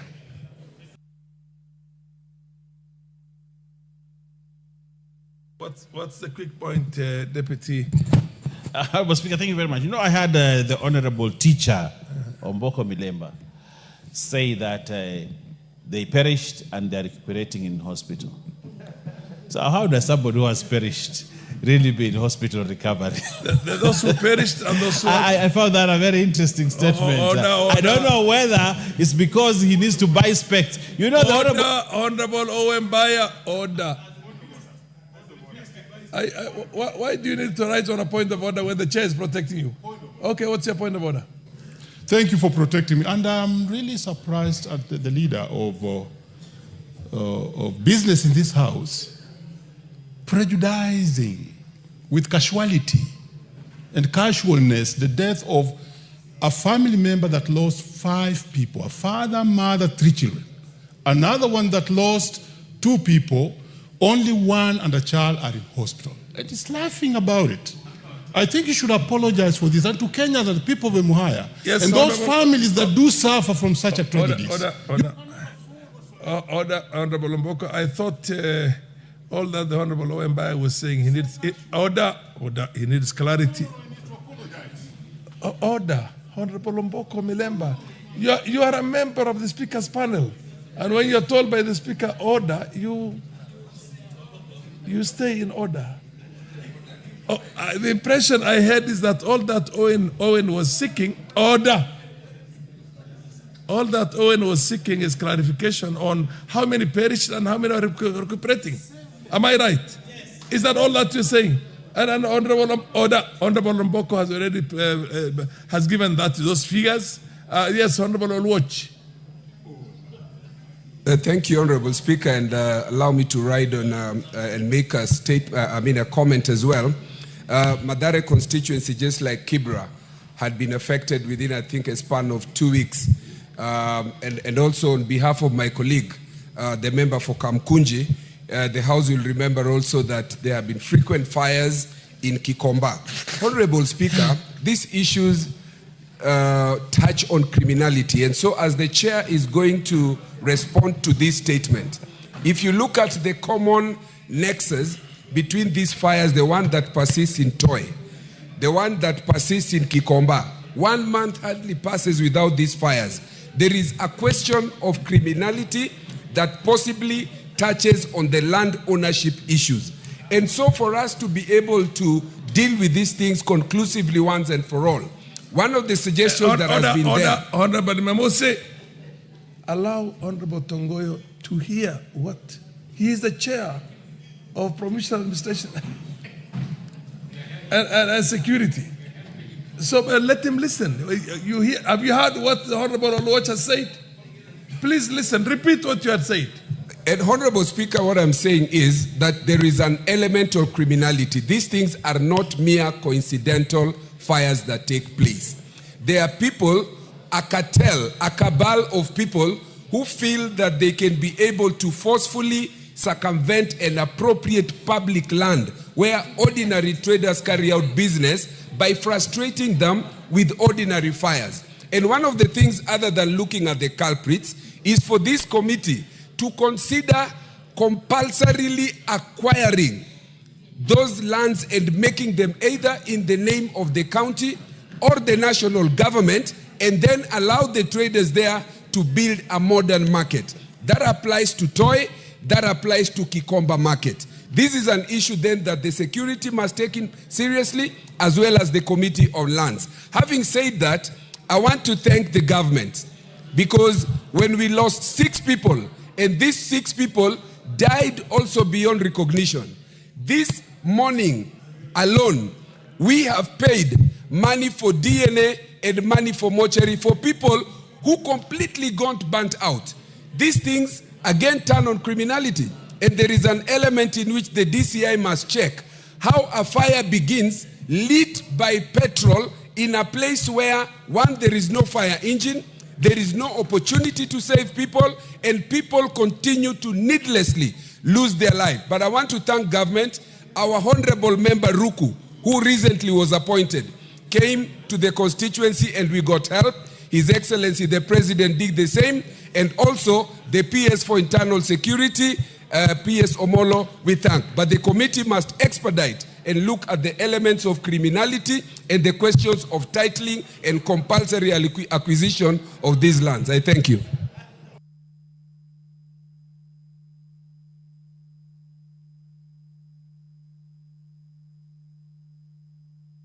Okay, the Honorable Owen Bayer. That's a statement. Honorable Speaker. Did you rise on? Yeah. What exactly are you? What's your point of your order about? No, I want to say this, Honorable Speaker. The issues of fire in Nairobi are just too many, and I think the Council of Government of Nairobi, knowing that management of fires and fire brigades are devolved, we want to see the county government of Nairobi really being proactive first to ensure we do not have these fires, and when they occur, they are there to ensure that they don't destroy. But we cannot have I think a perennial issue of fires in this city county. You know, this is a city county. This is the gateway to, this is Nairobi. It is everything for Kenya. But if you cannot manage, you always have fires. Who will respect this country if we cannot manage fire? So the governor of Nairobi, if you are listening, please protect your people and the property in this town by ensuring we do not have this fires all the time. You want to enrich that question anymore? Because I want to call upon the chair to give a commitment on when he'll have the response. Asante sana Mheshimiwa Spika, na mimi niweze pia kutoa pole zangu na rambirambi kwa watu wa Kibra na hasa viongozi ambao wameleta maneno haya ndani ya bunge. Niseme poleni sana kupoteza wapendwa wenu, na niweze kusema Mheshimiwa Spika, hili ni jambo ambalo limekuwa linarejelea mara kwa mara, na ni wakati ambapo inafaa uchunguzi ufanywe tuweze kutambua kuwa ni kina nani ambao wako nyuma ya maafa haya. Mheshimiwa Spika, haiwezekani kila wakati familia zinapoteza wapendwa wao na pengine kuna mtu nyuma, kama vile nimesikia Mheshimiwa Nbaya akisema wengine ni mambo ya mashamba na mengine. Itakuwa si sawa mali ya watu kupotea, na hata ukiangalia kule Kongowea sokoni, Mheshimiwa Spika, pia wale wanabiashara waliweza kuathirika na moto mkubwa sana ndani ya Kongowea, walipoteza mali zao na hakuna fidia ambayo walipata Mheshimiwa Spika mpaka leo. Pale Ziwa la Ng'ombe pia moto pia ulianza mkubwa ukapoteza famili nyingi, wapendwa wakawa wamepotea na hakuna hata ukienda kupeleka unaomba msaada pia, manake katika ngafu tuna disaster fund. Mheshimiwa Spika, waweza ukaomba hizi pesa usaidie watu wako, hupati Mheshimiwa Spika. Kwa hiyo mimi naomba haya mambo yaangaliwe kwa kina. Poleni sana Mheshimiwa Kibra, Mheshimiwa ndugu yangu Mboko Milemba, poleni sana. Mwenyezi Mungu awepe subra kwa wakati huu mgumu. Asante sana Mheshimiwa Spika. Mheshimiwa Tongoyo, mwenyekiti wa kamati, utapeana ahadi. Thank you, Honorable Speaker. And ordinarily, I had expected members to react in the manner they are doing when after giving the response. But nevertheless, I appreciate the interest in this. Honorable Speaker, given the urgency and of this, I may need a week to respond to. But there is one item that needs a quick and urgent attention: the issue of the DNA, so that the families can able to get the opportunity to bury their loved one. And the member who did raise the statement can attest. While we are seated here, I'd already made some intervention with the government chemist to have the issue of DNA be expedited, so that at least they can able to have the bodies of their loved one buried. Then the rest, maybe we can respond in a week or so, Honorable Speaker. In a week? In a week. You know, the more urgent thing was this one. No, this one you said immediately. DNA. Yeah, we actually on it. You're on it. Can be even be tomorrow, can be a week. Yes. The comprehensive response will be in a week's time. Is that yeah, what I'm saying, Speaker, the issue of DNA may not necessarily wait until maybe we have the response for the rest of the item. That one, we already on it. We are going to see whether we can able to do it even in this week, by Friday. And we already have the undertaking by the government chemist. Okay. Yes. Oh. What's your point of order? Honorable Speaker, I have an issue that needs your attention and not related to Kibra and other fires, Honorable Speaker. Honorable Speaker, last week, our constituencies received communication from CARA officers as regards reduction of allocated funds to go towards our rural roads, Honorable Speaker. Honorable Speaker, this stems from a court case that out of goodwill, this House chose to do the necessary by allowing passage of revenue allocation, Honorable Speaker, under the guise that governors through COG were going to withdraw a court case, Honorable Speaker. Even though we did what we ought to have, the governors walked back on that promise, and therefore allocation has been reduced from 42 million, Honorable Speaker, per constituency under 22% to 28 million, Honorable Speaker. This is a travesty. The allocation under 10%, Honorable Speaker, has moved from 19 million to 0, Honorable Speaker, just because the governors have reneged on a promise that they made, Honorable Speaker. Honorable Speaker, it is a behavior akin to not wanting anything from this House going forward, Honorable Speaker. It is like the governors have confirmed that they don't need this House either way as regards their budgetary allocation, Honorable Speaker. So we need your guidance on this matter. Do we have to transact on goodwill, or we have to make certain provisions that will make it very difficult for anybody to walk back on a promise, Honorable Speaker? Our constituencies, even though have received that reduction, Honorable Speaker, most of the members of Parliament have advised their carer committees not to move to reallocate or to reduce those budgetary allocations, Honorable Speaker. So how do we move on this matter? Remember, all these roles had been tendered for and awards had been given, Honorable Speaker, and there are usually very stringent conditions that underpin contracts, Honorable Speaker. So how do we as a constituency or as constituencies benefiting from these funds move forward, Honorable Speaker? I now call upon the chair transport. Where is the chair transport? Whip. Oh yes, the chief whip, Osoro. Thank you very much, Honorable Speaker. Go ahead. Honorable Speaker, it's indeed true what the Honorable Jared Okello has raised as far as the RMLF funds are concerned. And the facts that culminated to us passing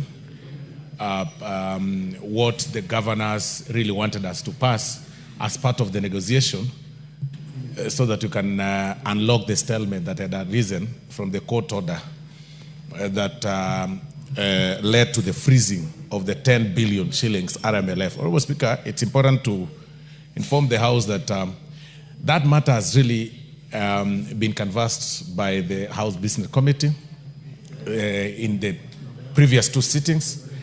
And last week, Honorable Speaker, the Right Honorable Speaker nominated a few members of Parliament, of course from this House, to the negotiating or mediation, to mediate with the Council of Governors.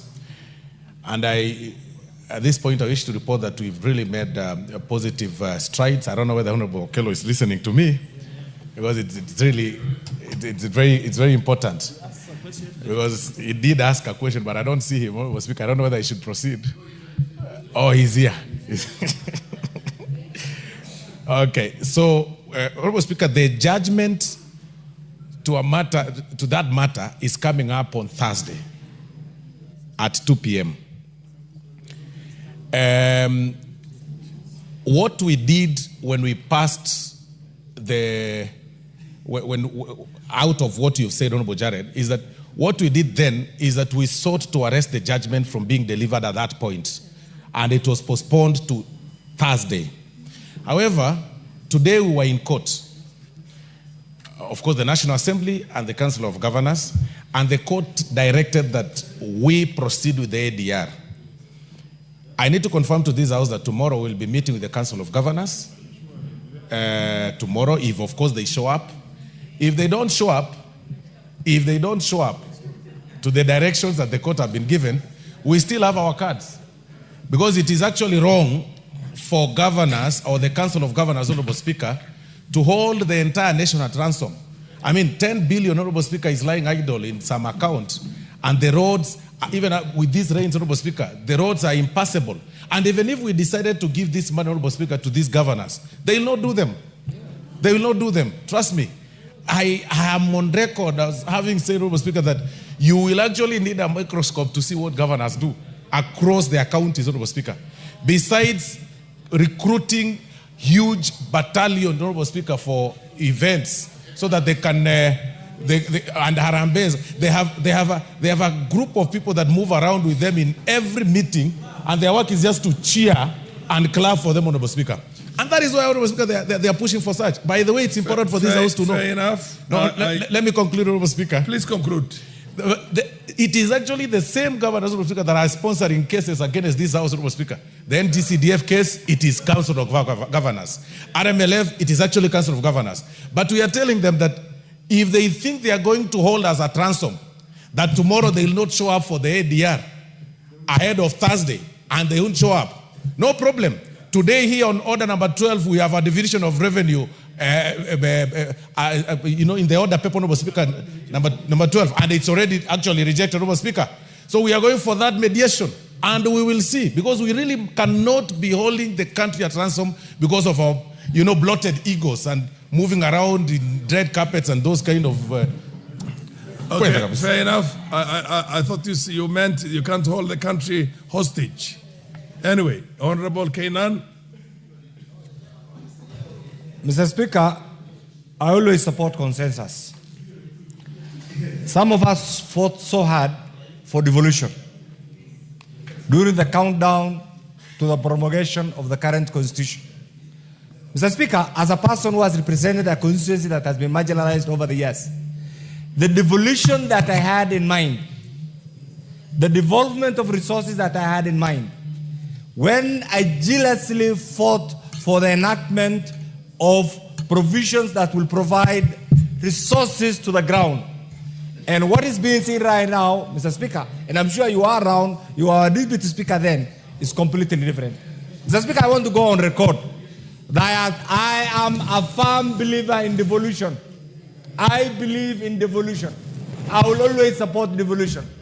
But I will not support a convoluted, corruptly managed devolution, Mr. Speaker, that does not allow the trickling down of resources to the common people. Mr. Speaker, I want the Honorable Osoro to listen to this. We acted in good faith. We acted as members of the National Assembly, as members of the 13th Parliament. We acted in good faith to allow the passage of that bill and formed a dialogue committee. I am aware the Honorable Osoro, who is also the the minority whip, and my majority whip, I'm sorry to say this, and also who is a seasoned lawyer, has briefed us today in the House Business Committee. Mr. Speaker, the members are not being told the truth. The truth of the matter is this, and it's my responsibility to speak plainly, to say the truth, because I only fear God. The governors have withdrawn from that case. The court made a determination against your interest. The last chance is tomorrow morning. If the negotiating team do not deliver a favorable result on the roads, on CDF and all other contentious issues, I shall stand here as the father of this house to reject what is contained in this order. And you know it. That's what you have alluded to. And please don't accept this order number 12. You have finished. Whatever you have done it, let me leave it there. It's not the end. It will come. So, Mr. Speaker, my conclusion is this. Nobody will be allowed to take this house for granted.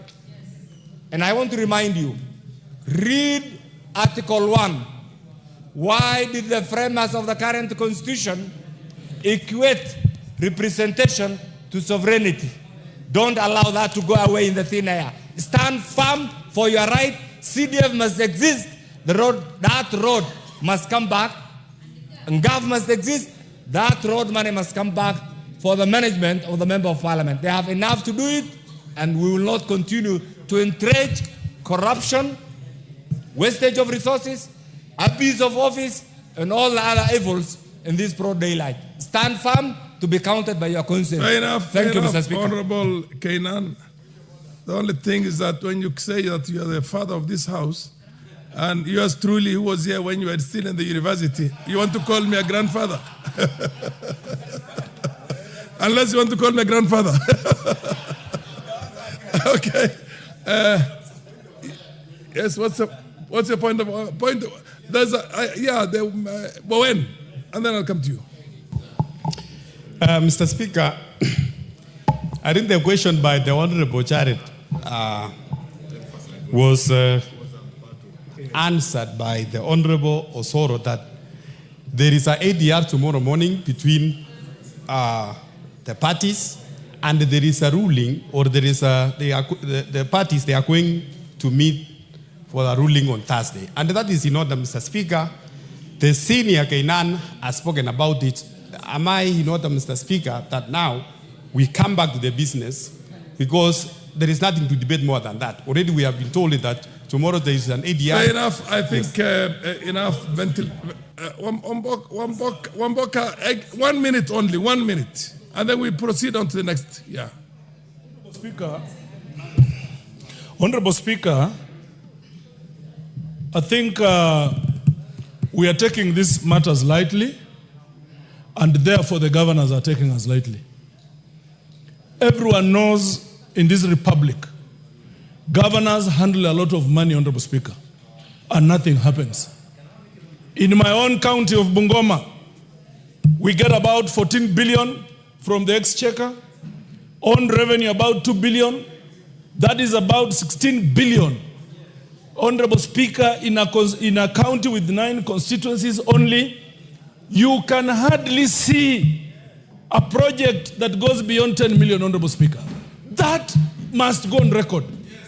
Honorable Speaker, that governors have gone behind our backs and discussed with the judiciary, and they have pulled out of negotiations with us, and that the judiciary is going to give its ruling on Thursday.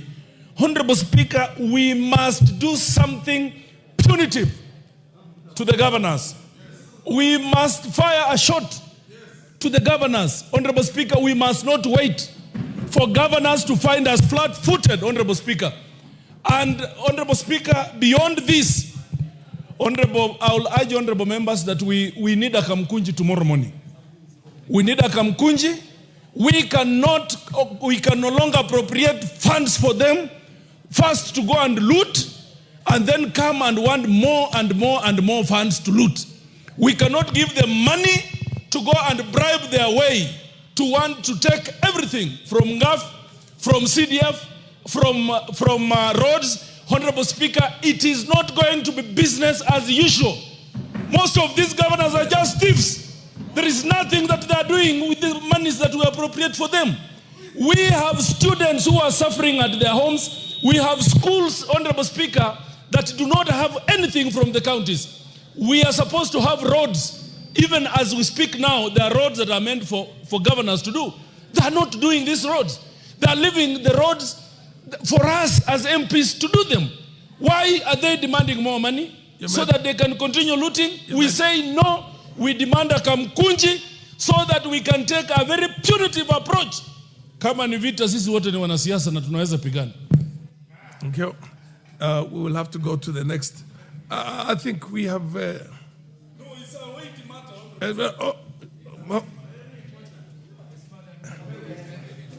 DK, what exactly do you want to say? I mean, it's already been ventilated enough.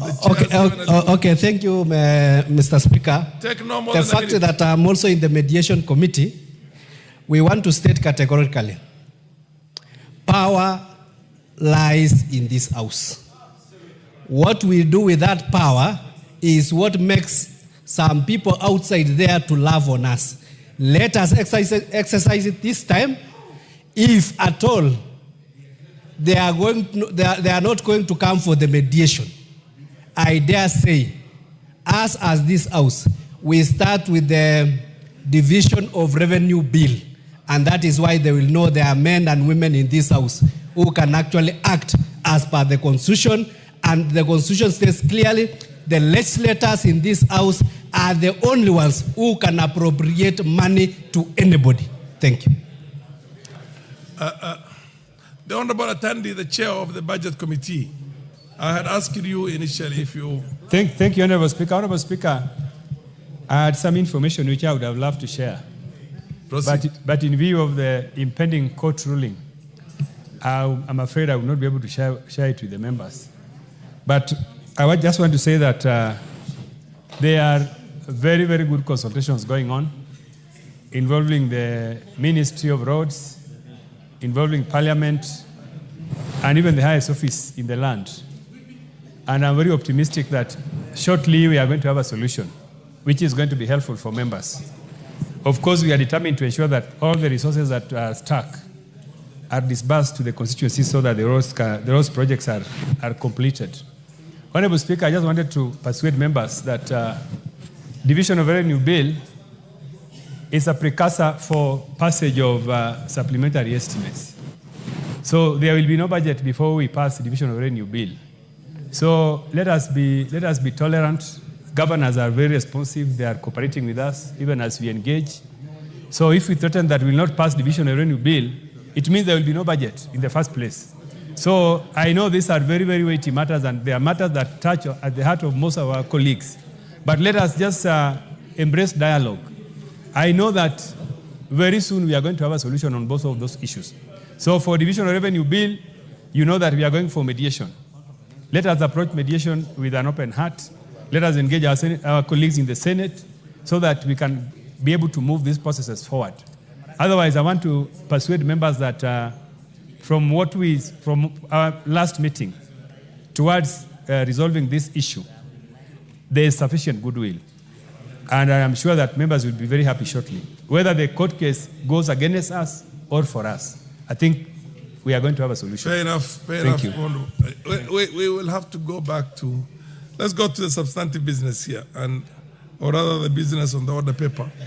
Now we are having responses on statements that were sought. And this one is on the status of the construction of Lunga Lunga sub-county headquarters. Honorable Katana of MP for Kaloleni, are you in the house? Is MP for Kaloleni in the house? I know Chief Ramondo is not in the house, who is Chief Ramondo, who was the person who sought this response. Now we go to the next one. What's your point of order?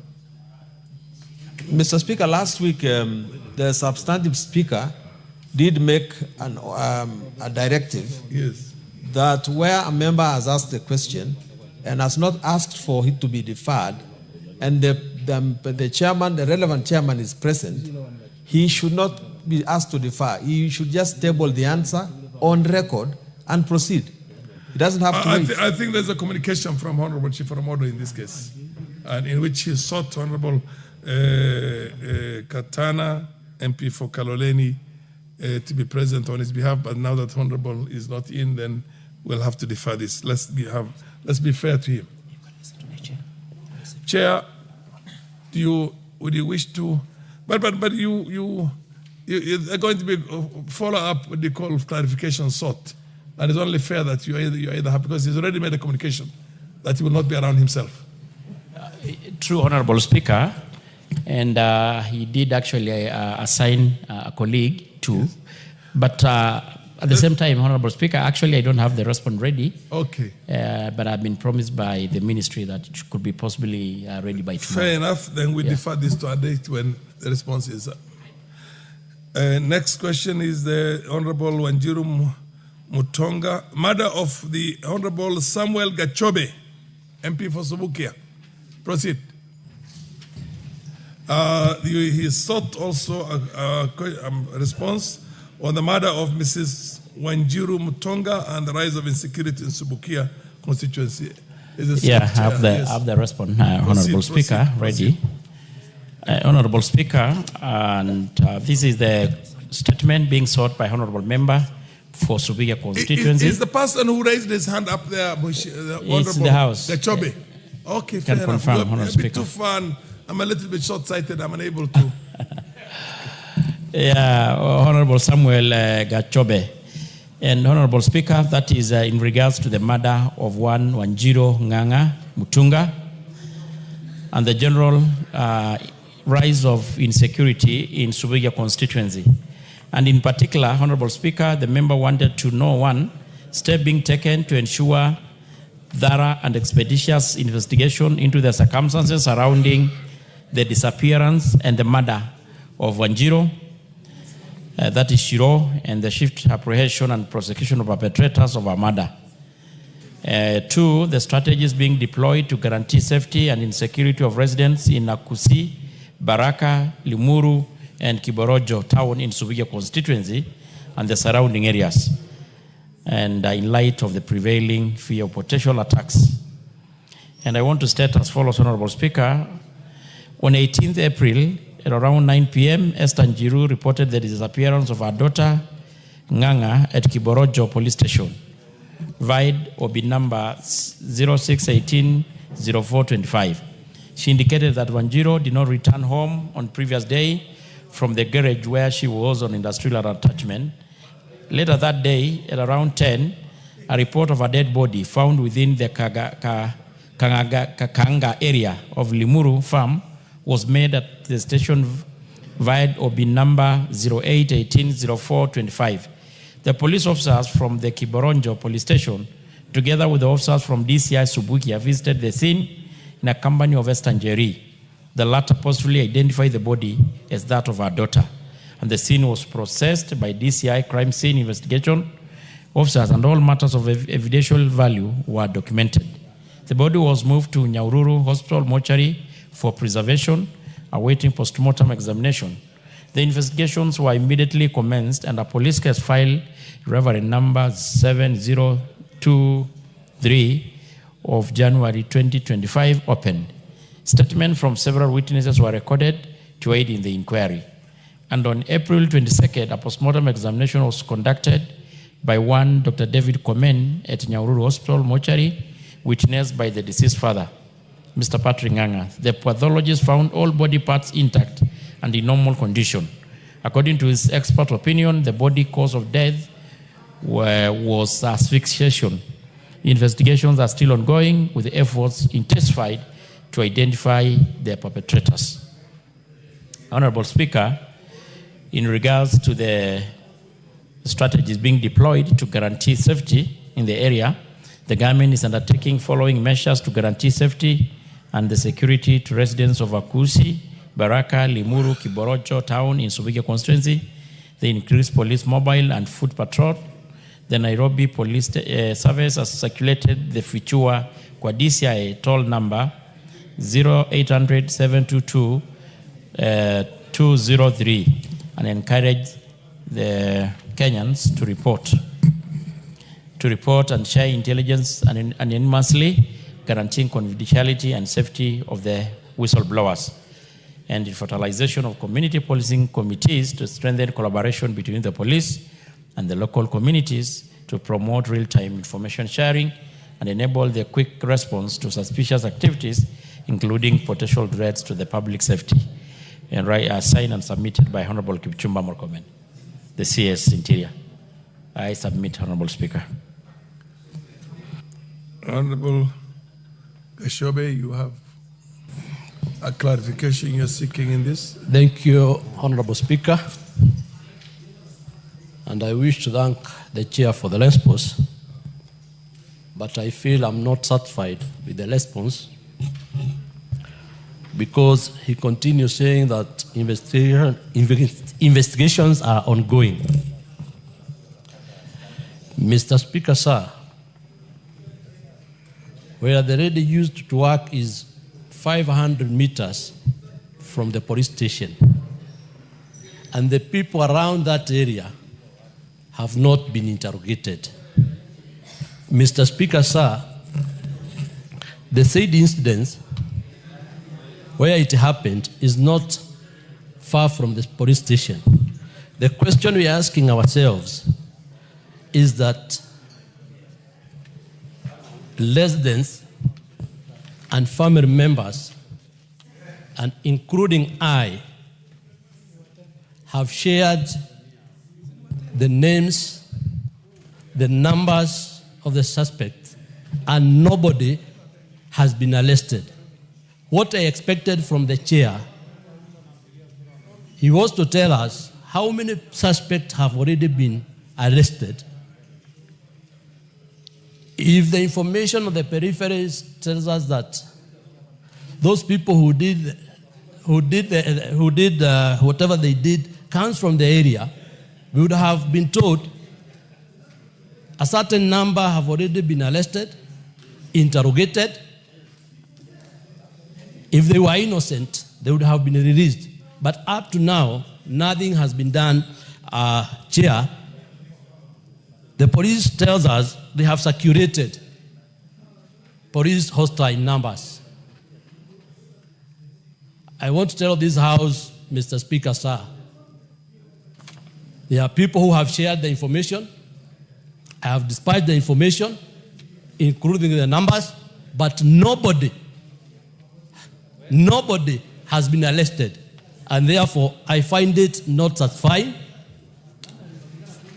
And I don't think I will accept this answer. Fair enough, you made your point very well. Number two, Mr. Speaker, they are telling us that they are going to intensify patrols. The said police station, after finding out, it's good to note that it has less than 10 police officers who cannot be able to cope the area. The area is a bit vast, and therefore telling us that they are going to intensify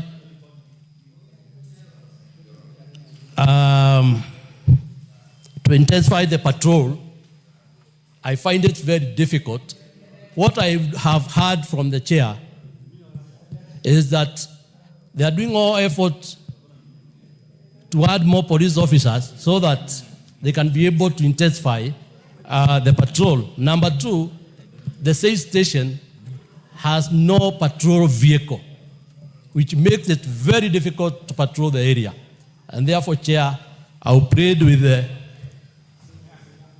Chair for an additional information because I felt what was presented here not satisfying. Thank you, Chair. Thank you, Speaker. Honorable Martha Wangari. Thank you, Mr. Speaker, for indulging me to ride on this statement by my counterpart from Subukia. And Mr. Speaker, the issues Honorable Gashofe has raised are widely Nakuru issues. Just yesterday, a gang actually killed a police officer. Just last week, we had a child that was literally butchered in Barnabas. The issue of security in Nakuru is getting out of hand. We do not have enough policemen. We do not have even motorcycles. The station at Pakawa, which is shared between myself and Honorable Gikaria and Honorable Njoki in Bahati, has no single motorcycle, not a vehicle, and gangs are roaming day and night, Mr. Speaker. So I would wish that the CS Interior, through the chair of the committee here, takes very serious cognizance of the issues happening in Nakuru, and that killing of that police officer should be a wake-up call to what is happening, Mr. Speaker. Thank you, Mr. Speaker. The Honorable Minority Whip. Yes, your point of order? Or point of information, you said? Okay. What's your point? Call it point of clarification. I know the standing orders are sometimes misleading. Mr. Speaker,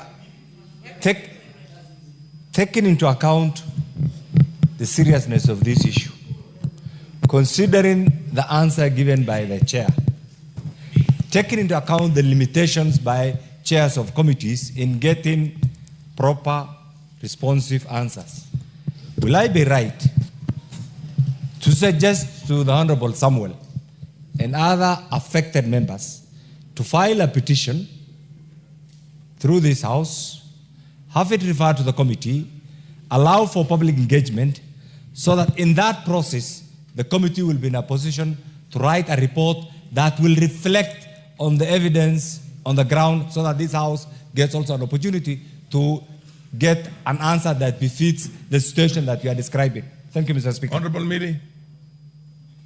Thank you, Mr. Speaker, for giving me this opportunity. Mr. Speaker, my concern is that there is an alarming rise in cases of femicide. Many, many young girls are being found dead. Just I think last week, 2 girls in Siaya were found dead. One a school student who was called up, God knows by who, and then she was found raped and murdered.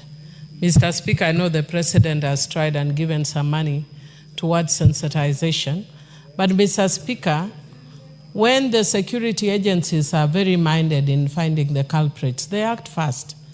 Mr. Speaker, would I be in order to ask that they prioritize the issue of gender-based violence? We are losing a lot of our young girls. And so that when you have such cases, in the same way that we are moving with a lot of speed over other crimes, we should move with the same speed to arrest the culprits. Otherwise, they will continue murdering girls because they know they can get away with it. Thank you. Honorable members and Honorable Dr. Makali, what exactly do you want to raise? Mr. Speaker, thank you so much. I just wanted to write on the issue raised by the two honorable members, and this is the issue of security in most of our areas, Honorable Speaker. You know, Honorable Gachobe has said something which also touched my issue. He says he has given the police even the numbers of the people suspected to have committed this criminal act. Honorable Speaker, this has become very common, Honorable Speaker, that even where we come from, you give information to the police in confidence, but nothing happens. While we appreciate the limitations with our chair, because it's our colleague, I think, Honorable Speaker, it's important. I don't know whether other than a petition, I think a question could be better so that we get the CS coming to this house to respond to some of our issues. Because I think generally it looks like there's a problem with the security issues in this country, and unless we address them early enough, Honorable Speaker, fair enough. We are likely to face serious challenges. You made your point. Honorable Kenyan, and for the benefit of the members of Parliament, you don't have to have a petition for the committee to do exhaustive investigation, to invite members of Parliament, to invite minister, to invite anybody. So I think the Honorable Thiong'o, are you hearing me? I was trying to get Momuse to leave your side of the house so that it doesn't, somebody else has come now to. Kiborek. Honorable Speaker, as right by one, I want really to... My position is this. Yes. You don't have to have, there doesn't have to be a petition for you No, I agree. I'm in agreement. To investigate this. What I'm saying, Honorable Speaker, yes, maybe before I respond to, or I also add my voice on that, for my colleague, I really share in the frustration. But it's good, Honorable Speaker, we will appreciate the complicity in these crimey things. They come in different ways. The majority of these perpetrators are expert. They kind of conceal their footprints. But what I want to suggest, Honorable Speaker, as it is for now, we have more than 10 list of statements being sought from different members in this House. And of late, we kind of the opinion that we may call the CS to appear before the committee because we can be able to have an interactive. And all those members probably who are not satisfied or who even we could list as having statements that need more engagement, we can able to give them to appear before the committee and the CS so that we can able to have a more robust interrogation. So that is what my suggestion, Honorable Speaker, need you indulge on them on the same. We've done sufficient ventilation on this matter, and the chair will do the needful. So let's go to the next one. The next one is the response is education. Is the chair of education around? Is the chair of education around? No. What about the questioner, Honorable David Kiblagat? Honorable David Kiblagat. Yes, DK. Honorable Speaker. Yeah, the chair is not around, so what happens? No, I take it with a pinch of salt. Okay, it's okay. Honorable Speaker, kindly hear me out. Yes. When I gave this request for a statement, yes, and the prelude response from the chair was a bit encouraging that time, and the Speaker ordered that when we come from recess, on the first day we come from recess, he will be able to respond to this statement. Now, this is the second week after recess. I've been sitting here purposely to wait for that statement. But now, the reason I'm saying I'm taking it with a pinch of salt is that it seems the chair is not taking my statement seriously. And may I do the imagery of why actually this statement is very clear? Is that I have a teacher in Bwai Primary School. He is 50 years old. He has a TAC number.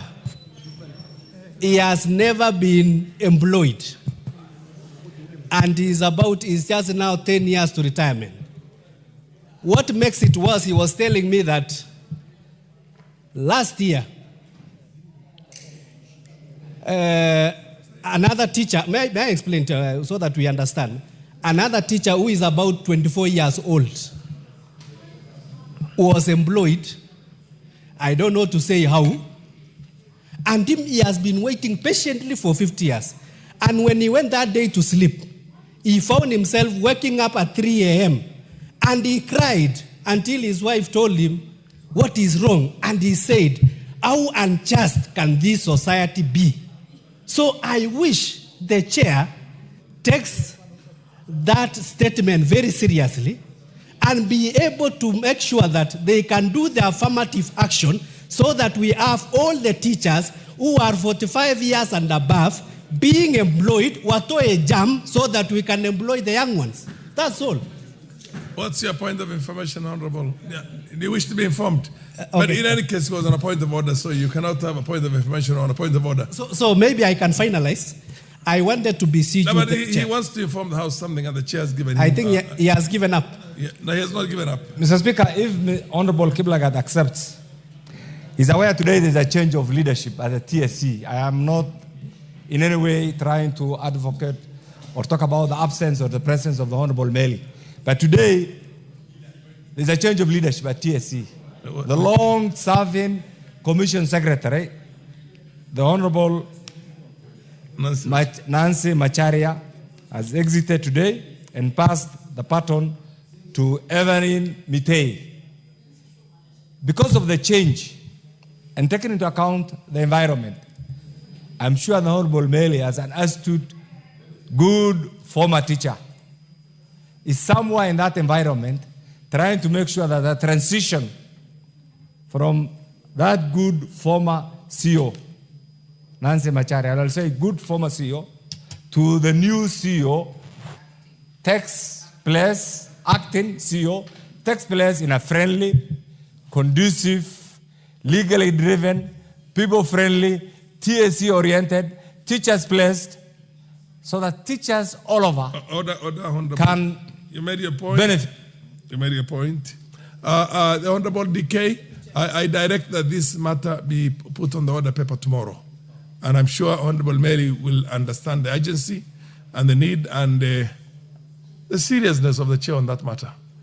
Because if he was told that he has to have it on the first day the Parliament resumes, and this is the second week, I appreciate that he might be involved in something fairly significant in the teaching fraternity in this country, but nonetheless, he should have the answer tomorrow. Next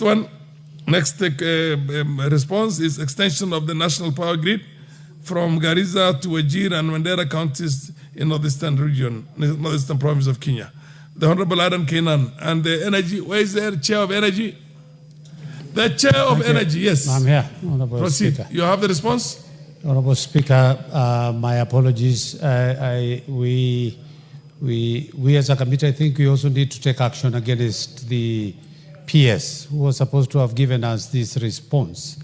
And now for the second time again, I don't have. And I wish to plead with the Member of Parliament to give us additional 1 week and then we can be able to, for both. That is order under 4 and 5. For the response sought by the Honorable Tom Boy, MP for Nyatike? Yes, also. And this other one? I also don't have it. Are you okay with that, Honorable Kenyan, next week? Mr. Speaker, you know we have waited for 63 years. Yes. 63 years without connection to the national grid. So waiting for 7 more days is not far-fetched. It's not a big deal. The 7 days will come. You can count, Mr. Speaker. Fair enough, Honorable. But Mr. Speaker, let me say this. I want to qualify something. Having watched the performance of the different heads of state departments, the PSs. I want to confirm that Honorable Alex Wachira is one of the best performing PSs, and I know under his watch, that region will be connected to the national grid. So as we wait for the answer, I do not want to preempt. I hope and pray that next week, we have waited for 63 years, 7 days, it's not long. Fair enough. I direct that this be put on the order paper exactly 1 week from today. But please, Mr. Speaker, as he does that, let me put this rider. And you also come from that region. You understand this. And I know you are not prejudiced. Chairman, under your leadership, and you have chaired the same energy committee in the last parliament. By the grace of God, 2.5 years down the line, you are brought back as the chair, and there must be a reason that has informed. Can you also take it upon yourself that this region called Northern Kenya, which comprises of 70% of the landmass of the Republic of Kenya, is not connected to the national grid, and that should not be considered as a national shame. National shame. You've made your point, Honorable Chair. Are you willing to give that undertaking now or at another date? I think that you can give now. Give the Honorable Chair of Energy Department the... Thank you, Honorable Speaker. I totally want to agree with Honorable Kenyan. That you give an undertaking? Yes, I give an undertaking. By next week, I'll have that. And I want No. You haven't had his question. He says, can you give an undertaking that under your watch? Yes, that's where I'm headed to. That the North is going to be connected to the national grid? That's why I'm headed to Honorable Speaker. Great. That we will be the commitment by this government to be able to take to hear that. the Northeastern under national grid. Both done. what they call responses 4 and 5 are deferred to next week. The same day today, on an afternoon, on Tuesday afternoon next week. The other one is health. Is the chair of health around? Yes. Where is he? Seme MP. Okay, these are the challenges faced by teachers and police officers in accessing medical services under medical insurance. This was sought by the Honorable Muchangi Karembo, MP for Runyenjes. Is he around? I know, has he given communication on...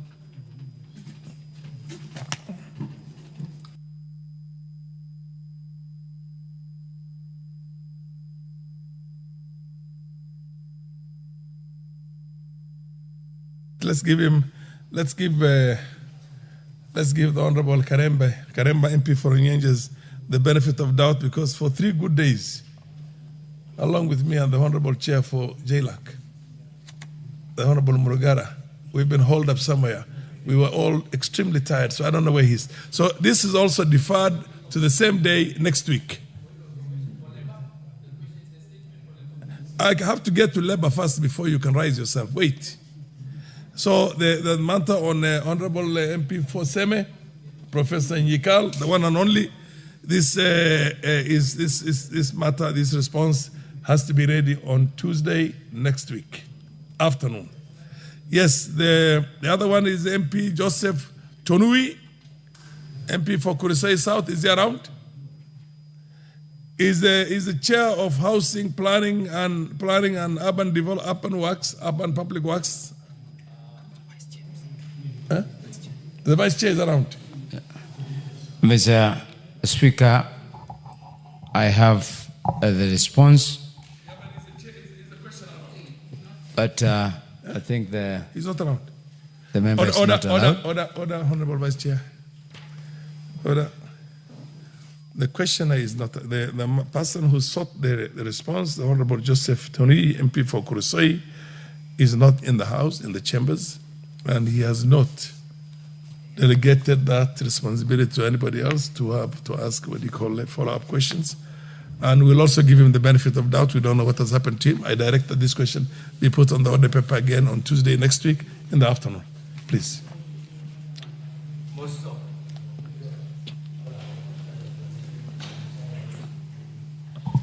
Most obliged, Mr. Speaker. Thank you.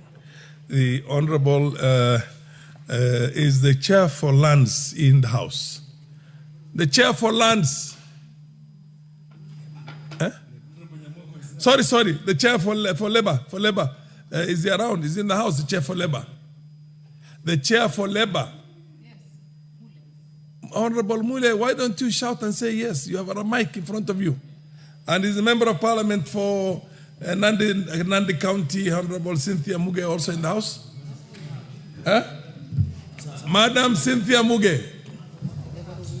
I also direct this question also to be deferred to next week. Thank you. On Tuesday afternoon. Thank you, Speaker, Honorable Speaker. Huh? I believe let's just be fair to them. And then we have Lands. Who is there? Is the chair for Lands are in the house? The chair for Lands.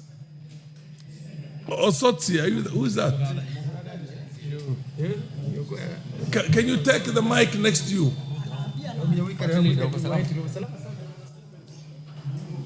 Is that the Honorable Machawa Idaka? Are you the chair of Lands? Honorable Speaker, I'm the chair for Lands. And the Honorable Machau Waidaka, MP for Kiambu? Is not around, but I want to confirm to the Honorable House that this statement was answered to on 5th of December 2024. So it's appearing for the second time. I don't know how it came about. Fair enough. This has got to be expunged now because it has already been dealt with before. Am I right? This matter has been addressed. And the last one is the Honorable Faisal Bada, MP from Sambweni. And the chair for Lands, are you in possession of the answer for Honorable Faisal Bada? Yeah, we'll request for 7 more days. The response to the statement is not ready. I saw direct that this question be put on the order paper on Wednesday after, is it Tuesday or Wednesday? Tuesday afternoon next week. Now we go back to the old order. We're going back to order number 14. Order number 14, motion, ratification of the agreement on fisheries subsidies. Martha.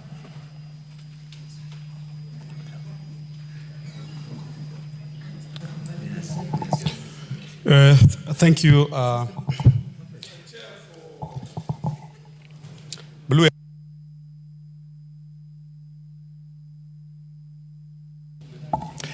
Thank you, Honorable Speaker. Honorable Speaker, I rise to move that this House adopts the report of the Departmental Committee of Blue Economy, Water and Irrigation and its consideration on the agreement of fisheries subsidies laid on the table of the House on Thursday, 17 April 2025, and pursuant to the provisions of Section 8.4 of Treaty Making and Ratification Act, Cap 4D, approves the ratification agreement of fisheries subsidies. Honorable Speaker, the agreement on fisheries subsidies was adopted at the 12th WTO Ministerial Conference in Marrakesh, Morocco in June 2022. The agreement's main objective is to promote a sustainable fishing by curbing harmful subsidies, protecting marine resources, and ensuring fairness in global fisheries trade. Honorable Speaker, Article 2, Article 5 of our Constitution 2010 provides that the general rules of international law shall form part of the laws of Kenya.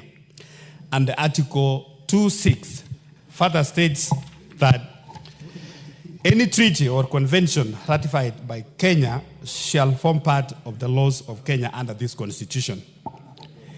Mr. Speaker, the agreement seeks to balance the livelihood of fishing. The agreement incorporates a special and differential treatment provisions, offering flexibility and extended implementation timelines for developing and least developed countries. Mr. Speaker, Madam Speaker, allow me to highlight to members what the treaty is all about. This fishery subsidies, Honorable Speaker, it has several articles. Article 1 of the treaty, Madam Speaker, specifies that the disciplines apply only to marine wild capture, fishing, and fishing-related activities at the sea. Thus, the agreement covers activities such as the onboard processing and transshipping of catch, but excludes the onshore pre- and post-harvest activities such as packaging and processing. The Article 3 of this treaty, Honorable Speaker, prohibits the WTO members from granting subsidies to vessels or operators found to have engaged in illegal and unregulated fishing. This provision is activated upon determination by the coastal state, the flag state, or relevant regional fisheries management organization, or that kind of arrangement. Madam Speaker, the agreement also establishes an institutional arrangement for monitoring implementation. And Article 9 of this treaty creates a committee composed of representatives from each member state. The committee will meet biannually to oversee the operations of the agreement and to review information provided by members at least every 2 years. Madam Speaker, the committee noted that upon ratification, the Kenya would be required to align its laws, the regulation, and the administrative procedures with the agreement. And this includes providing a description of its fisheries regime, citing relevant national laws and procedures within 1 year of the agreement entry into force, and promptly notifying the WTO of any subsequent changes. Madam Speaker, the committee further observed that the Kenya must regularly notify the WTO fisheries subsidies to facilitate surveillance of implementation. Effective stock assessment and the related programs will be key to fulfilling this obligation. Additionally, Madam Speaker, the committee noted that the agreement does not allow the state parties to enter reservations. However, Article 9, Sub-Article 4 of this treaty provides for a comprehensive review after 5 years. This one, Madam Speaker, so that if there is some reservation from a country, after every 5 years, they meet so that they can review. These reviews could result into the amendment based on a practical implementation experience. So, Madam Speaker, this is a treaty for fisheries. And Kenya, Madam Speaker, and especially in this new sector, which is a new economic front, Madam Speaker, we are still new in blue economy. Many countries, they have gone ahead for many years. Many of their revenues they have been getting through fishing. And Madam Speaker, this is a subsidy treaty where countries sign to make sure that the fishing in their countries, either those who are coming in to fish in our country or even those who have the capacity to do a deep sea fishing, Madam Speaker, they are regulated.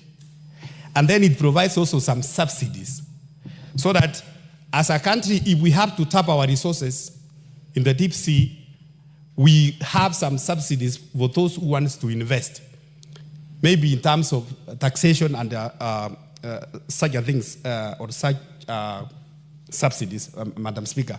So this is just a regulatory treaty, and it has been signed by many countries, especially the countries which are bordering the Indian Ocean and many other coastal lines, Madam Speaker. So, Madam Speaker, that is just the input of this, why we need to ratify this treaty as a country, as provided for under our Constitution, Article 2, Sub-Article 6 of the Constitution. And Madam Speaker, I want to express my sincere gratitude to the members of the committee, because we sat when we received this treaty, we carried out a public participation with the stakeholders. They came, the Attorney General office, which they had to tell us what is the implication of this treaty from the legal perspective. how is it going to affect our existing laws? And they appeared before us because we already have some other laws, like the Kenya Fisheries Act of 2016. We have also the Tuna Commission, which we have signed as a country. So the Attorney General, in their submission, told us that signing these treaties actually is going to improve our fishing, and it's not going in any way conflict with our existing laws. We had also a meeting with the Foreign Affairs, Madam Speaker, because this one also touches to many countries.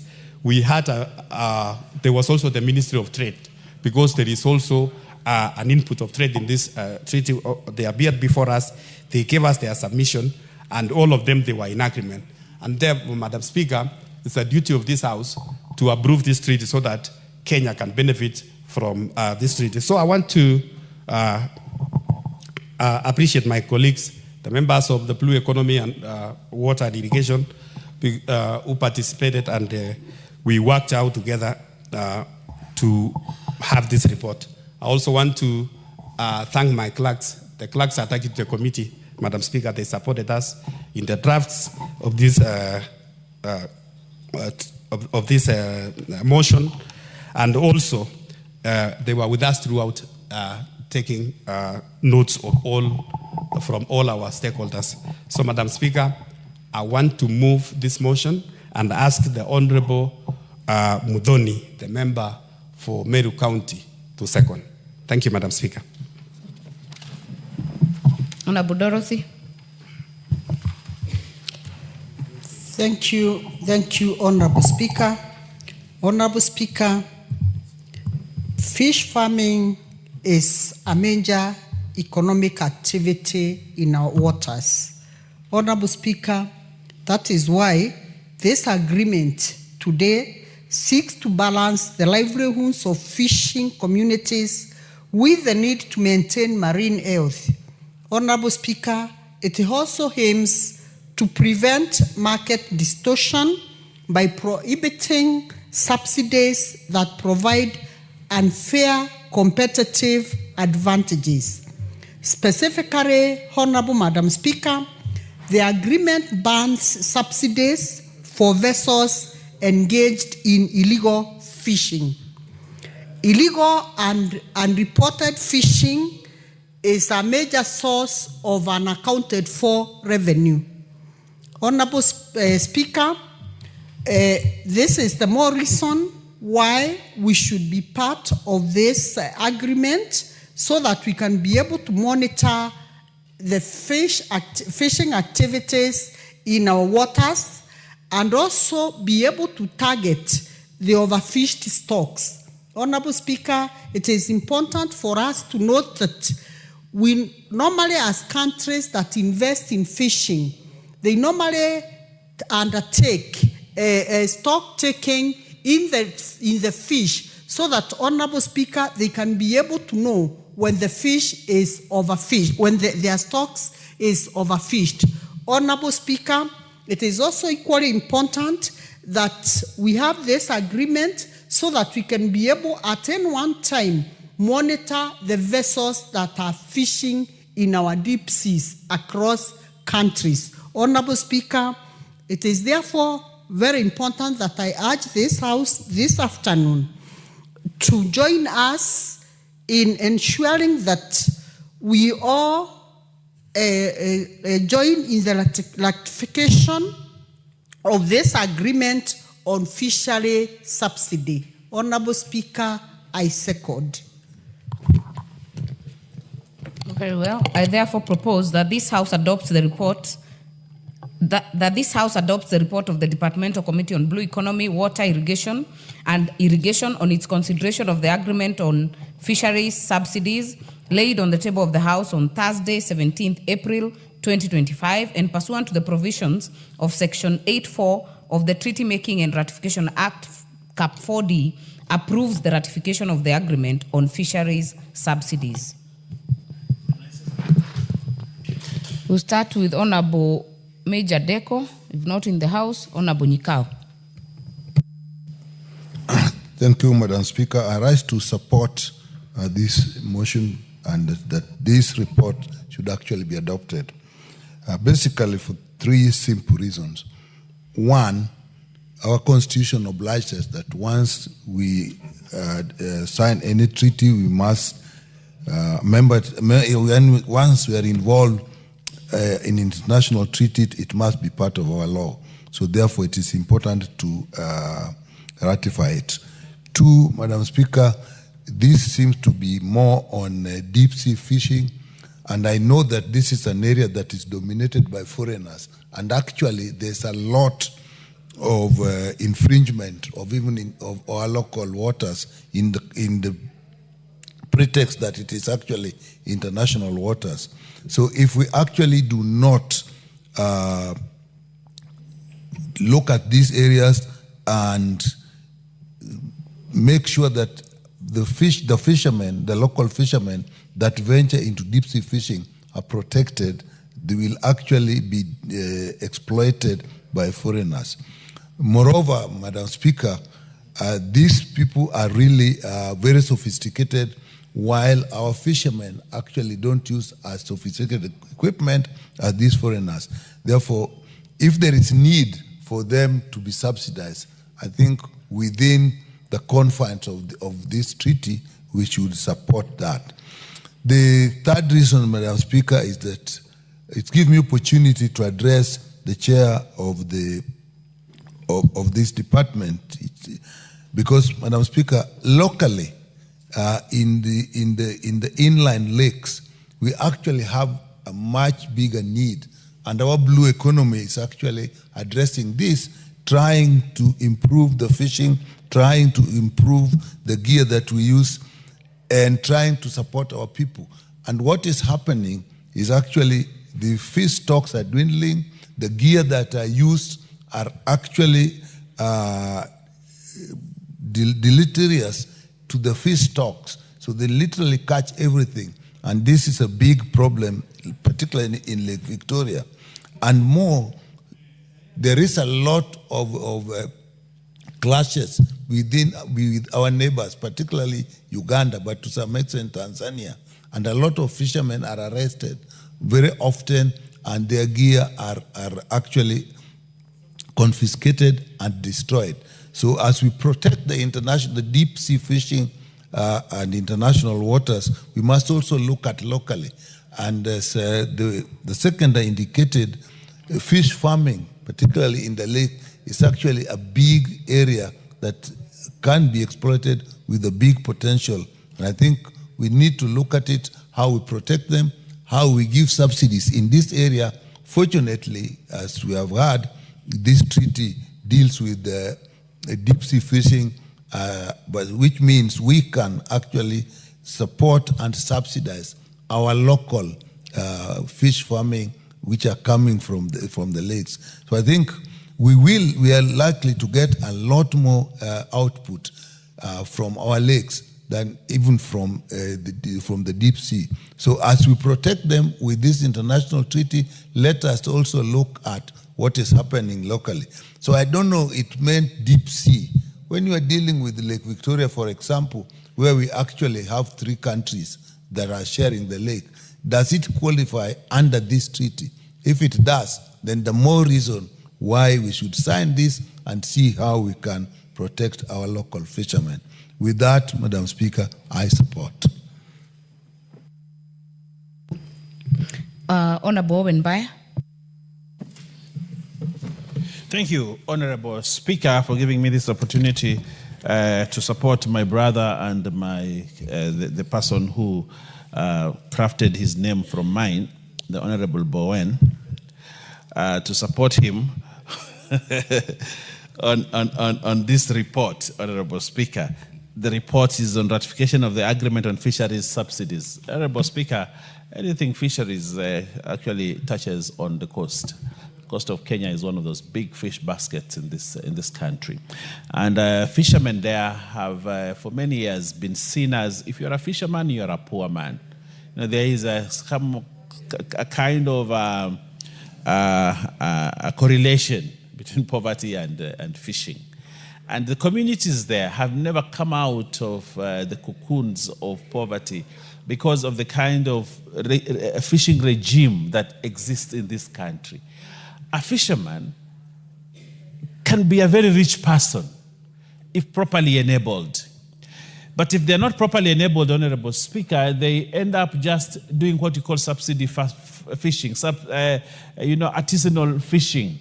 Just go out there, get the catch for the family, and sell a few pieces, so that you are just subsisting on it. And a family goes on, and the grandfather was a fisherman, the father becomes a fisherman, the son and the grandson, they all become fishermen, and therefore cannot come out strongly unless probably they pursue another trade. Honorable Speaker, as a country, we need to change this matrix. We need to change this thing. It is hurting families that otherwise would have been richer if we gave them proper fishing gear and gave them a proper legal regime to fish. Honorable Speaker, it will shock you today.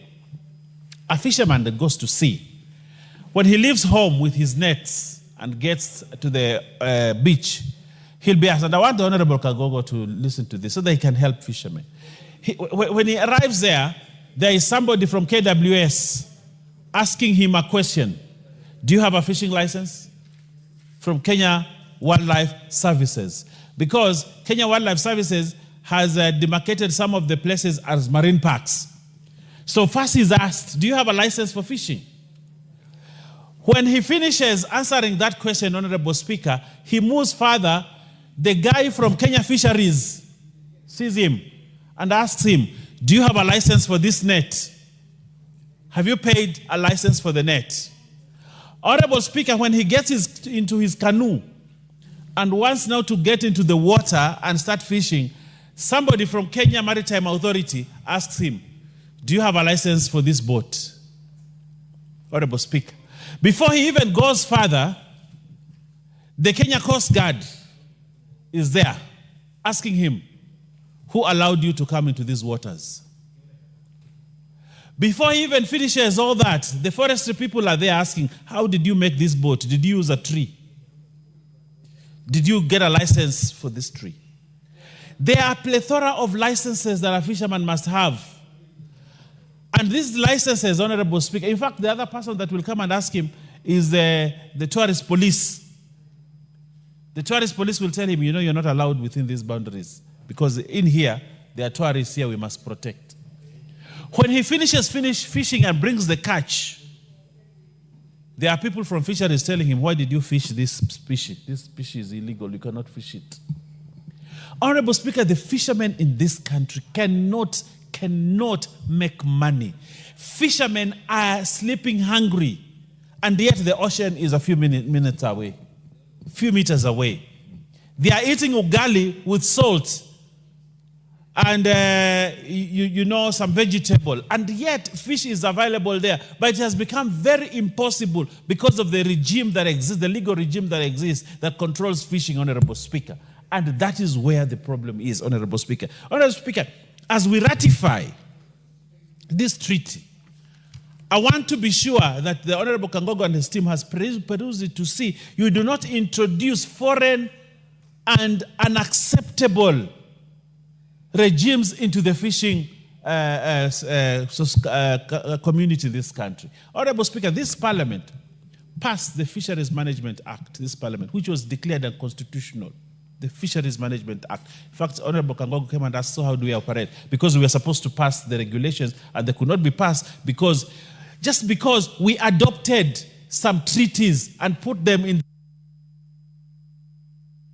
1 minute, wind up. Honorable Speaker. So, Honorable Speaker, you are not here. That is the 11th Parliament, which passed the Fisheries Management Act. Oh, you are here? No, okay. So, Honorable Speaker, that law has rendered it so impossible. They introduced something called monofilament net, which cannot be used. Time immemorial, people have always used the monofilament net. They tell you the monofilament net, if it goes under there, it catches the seabed there and it gets cut. And therefore, only one fish will be caught and die because of the remnants of that net there. And therefore, that prescribed monofilament net. They have to go for bigger nets. Government has not provided resources to replace the monofilament net with other nets. They outlawed a lot of fishing gear, traditional fishing gear were outlawed, Honorable Speaker. And the fisherman stands there without a net, without a canoe, and without anything. And yet we say that we want to invest big in blue economy. Honorable Speaker, before we think about the big vessels, before we think about the huge investment in the blue, let's empower the fisherman so that he can take his child to school, so that that fisherman can pay his bills, that fisherman can get food on the table, Honorable Speaker. That is what I ask Honorable Kangogo Bowen's committee. Protect the fisher people. Protect them, give them resources, allow them to make a living, a good living out of the sea, Honorable Speaker. That I beg of this House. As we ratify this, Honorable Speaker, I just hope and wish that you have not adopted foreign things that will hinder and hurt the common fisherman, Honorable Speaker. I support. Honorable Murugara. Thank you. Thank you very much, Madam Speaker. Madam Speaker, I also rise to support the adoption of the report of the Departmental Committee on Blue Economy regarding this paper, which they have, this report, which they have laid on the table, and which urges this House to ratify the agreement on fisheries and subsidies, which was actually entered into between world nations in Morocco. Again, we repeat that once we ratify this particular agreement, it becomes part and parcel of our domestic law, and it actually binds us, all of us, including our country, vis-a-vis the other signatories when it comes to enforcement. I know very well that we have a treaty-making bill which is pending, and the purpose of this bill is to urge the executive or to compel the executive to be involving this House in the treaty negotiations, treaty agreements, international contracts, so that as the executive goes into this, from step one, time to time, Parliament is informed and involved in what is being done. By so doing, then we would not be caught unawares ratifying an agreement or a treaty whose contents or particulars we are not familiar with. Therefore, that's an important one. Once the bill comes to the House, we will be debating it and trying to pass it. On behalf of Tharaka constituency, Tharaka Nithi County, it's good to inform the country that we got a lot of interest in blue economy, and this is the reason why we have also donated to the broad-based government an expert in a blue economy by the name PS Betsy Muthoni Njagi, who comes from Tharaka Nithi, and she's doing a fantastic job there as the chairperson of the Departmental Committee on Blue Economy, Honorable Kagogo Bowen would confirm.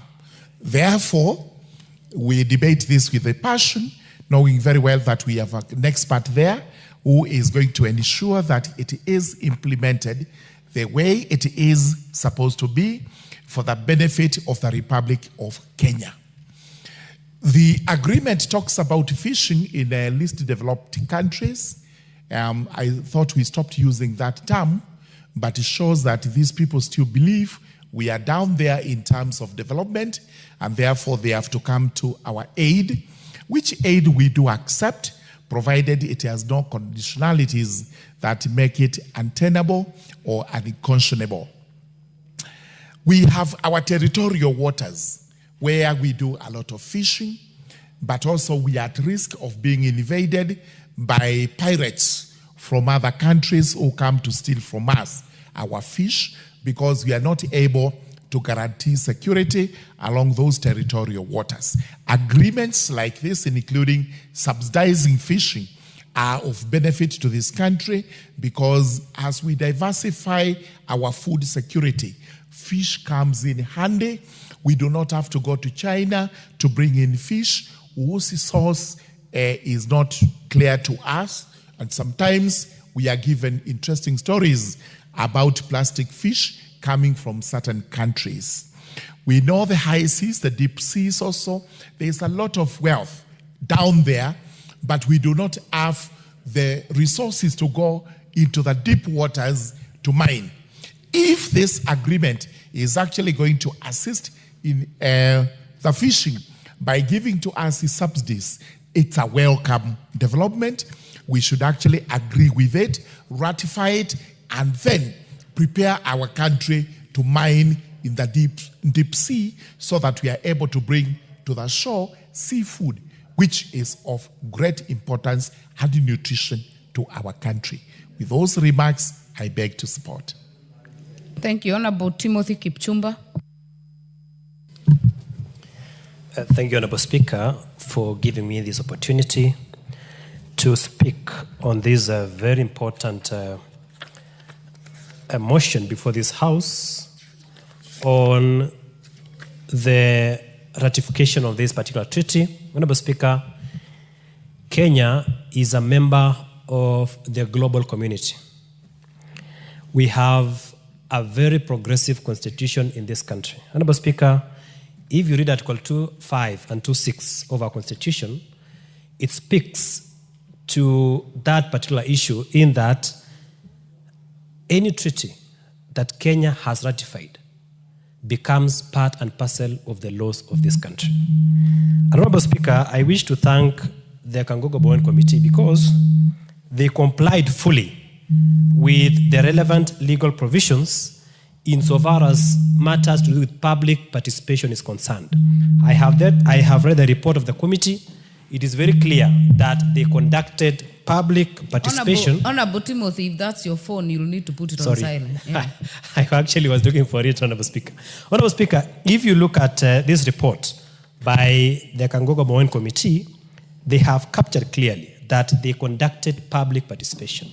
And that is in clear spirit with the provisions of the Constitution, which provides that the people of this country must speak to any document that this parliament passes. So that when we speak as members of parliament, we speak for and on behalf of the people of the Republic of Kenya, and we must also get their views before passing any document of this House. So, Honorable Speaker, this document has qualified insofar as the aspect of public participation is concerned.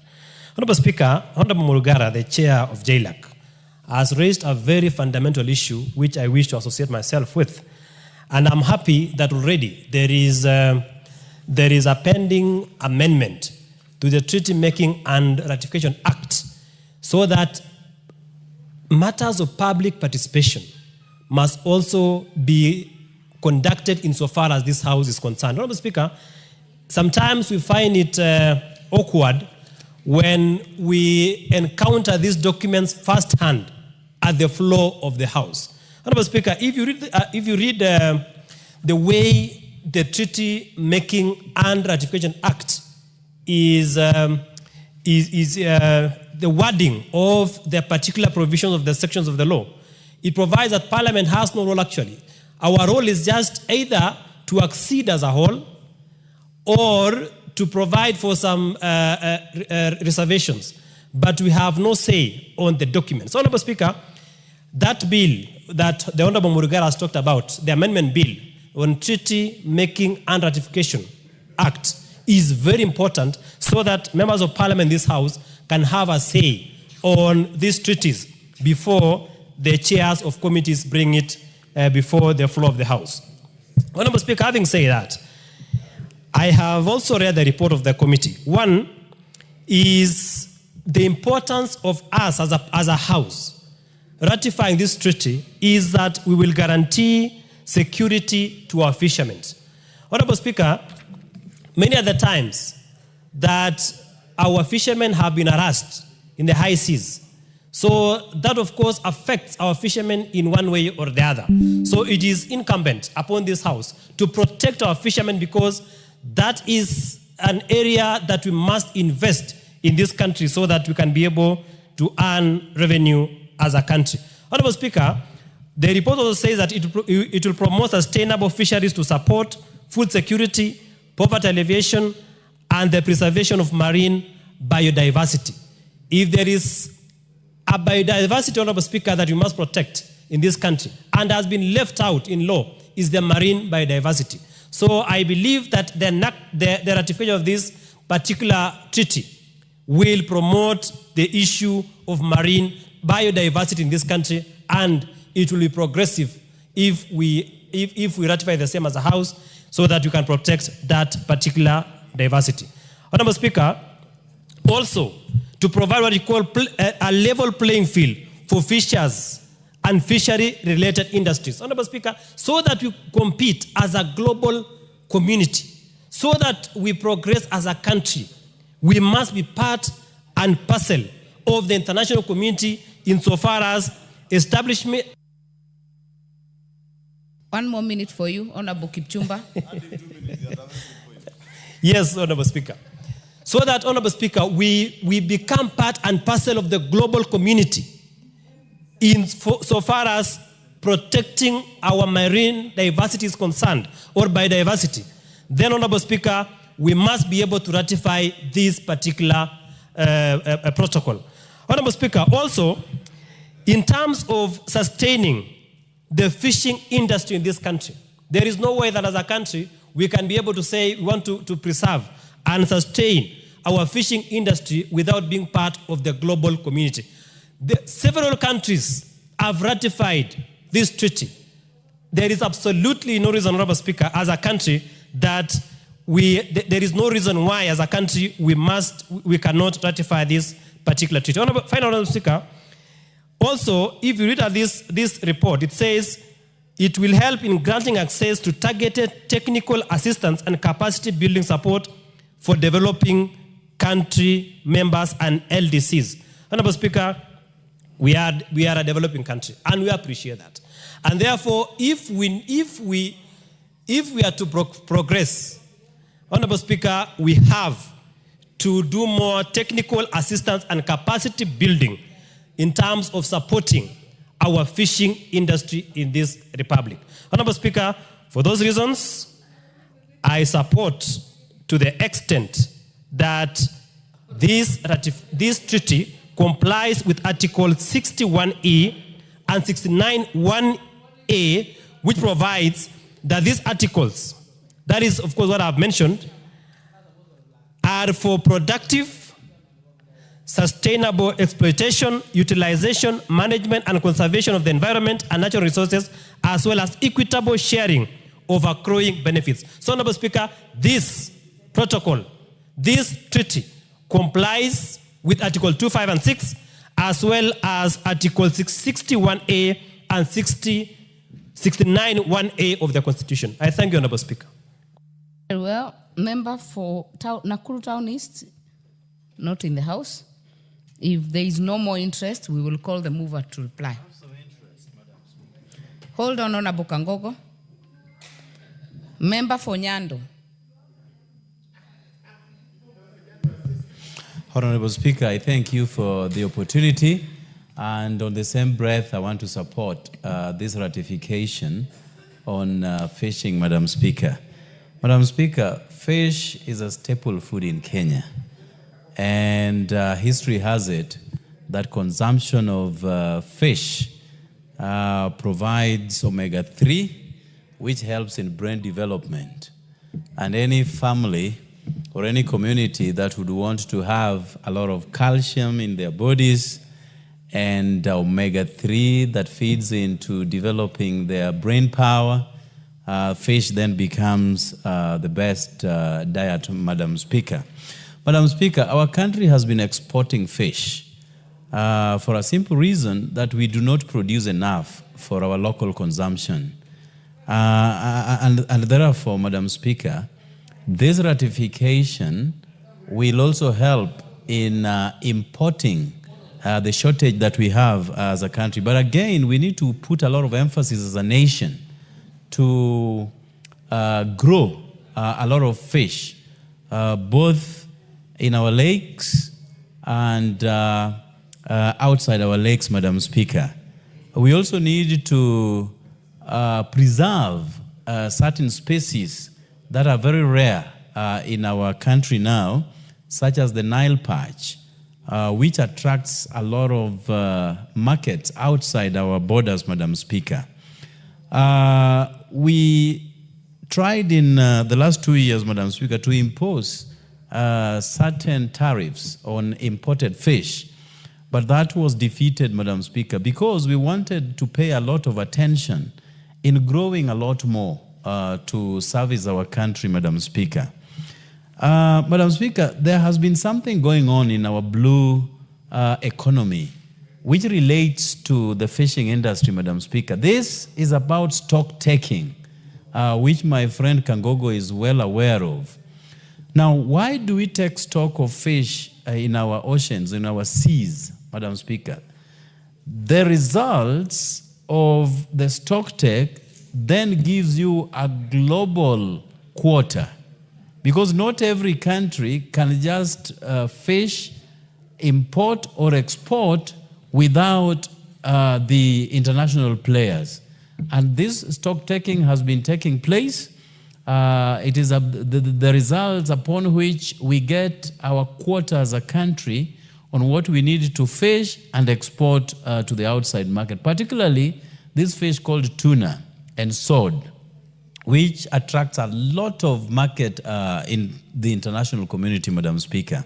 And therefore, this ratification is important because it then creates a level playing field to countries that participate in fishing and as a trade, Madam Speaker.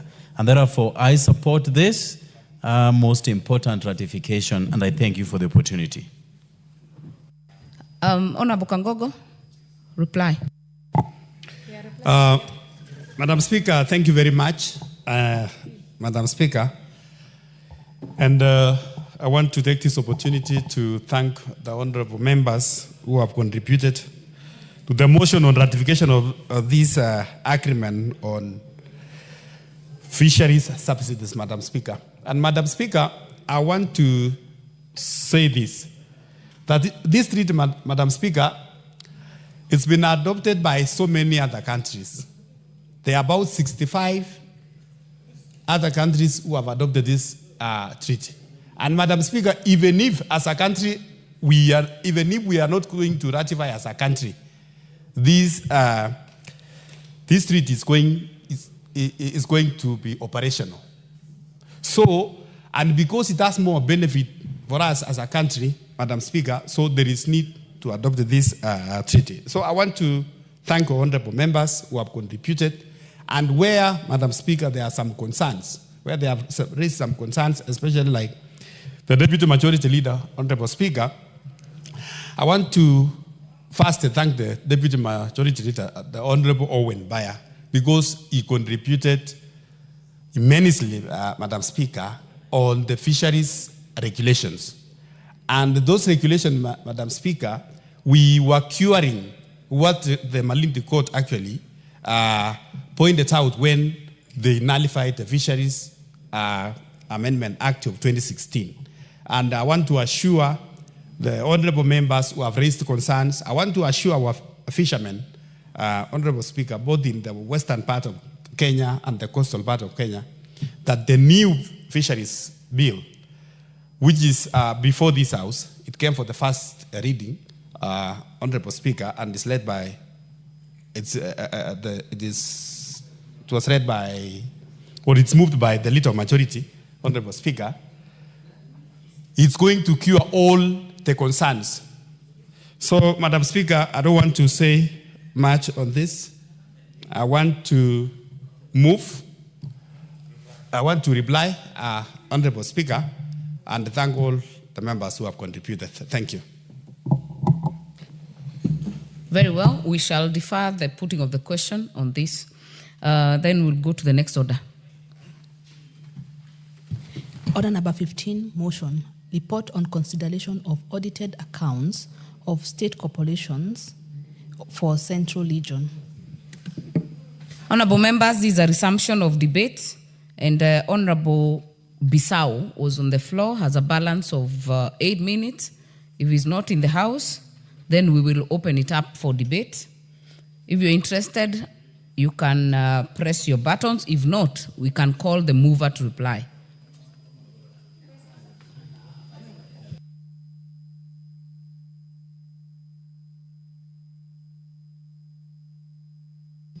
Honorable Amboka, is this your motion? Are you ready to reply? There is no more interest, kindly do.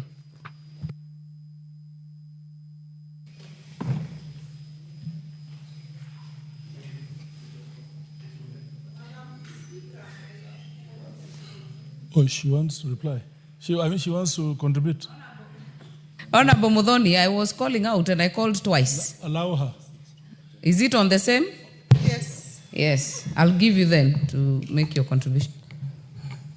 Thank you, Honorable Speaker. Honorable Speaker, I'll be very brief on this. I want to thank Honorable Mboka and the entire committee that came up with this report. Honorable Speaker, I listened to the debate on state corporations, Honorable Speaker, and I wish to state, Honorable Speaker, that if we are not careful, this country will go to the drain. I'm saying this, Honorable Speaker, because the report did reveal very worrying trends in our higher education institutions. Honorable Speaker, a particular one case in point is the Kenyatta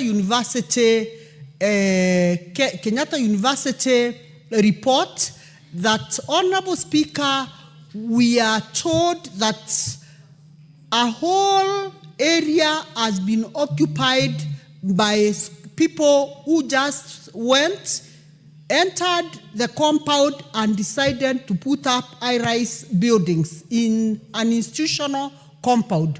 Honorable Speaker, it is very worrying because this has happened, and it has happened when the institution has full management, Honorable Speaker.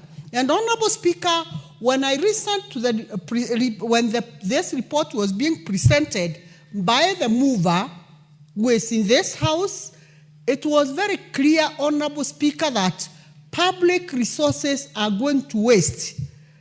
An institution where the committee visited, and they went and they were told that a 600 million building was put. And when they asked where the building is, they were just told it was somewhere there. Honorable Speaker, if this is how public resources are being used, then, Honorable Speaker, as a country, it is very worrying. The trend is extremely worrying. And, Honorable Speaker, I want to urge this committee in particular, as they table this report before this House, Honorable Speaker, let it be very clear that after tabling the report, let us go even deeper, Honorable Speaker, to ensure that those people capable of misappropriating public resources are brought to book. Honorable Speaker, public land, it is not land that can just disappear.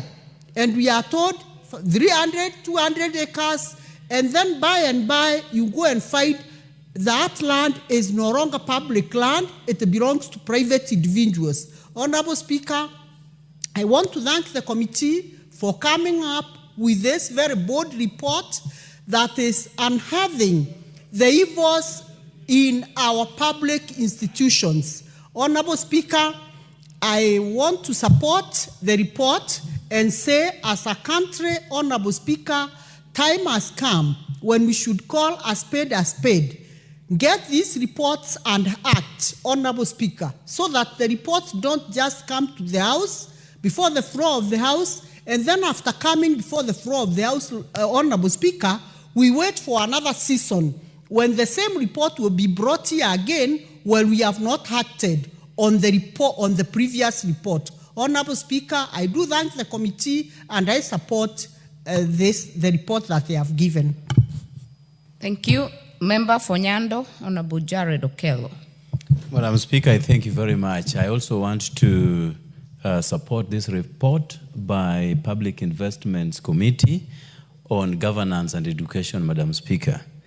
Madam Speaker, in line with what my colleagues have said, it is really a worrying situation that we compromise the quality of education through the reports that have come from the way these universities are run together with the TTIs, Madam Speaker.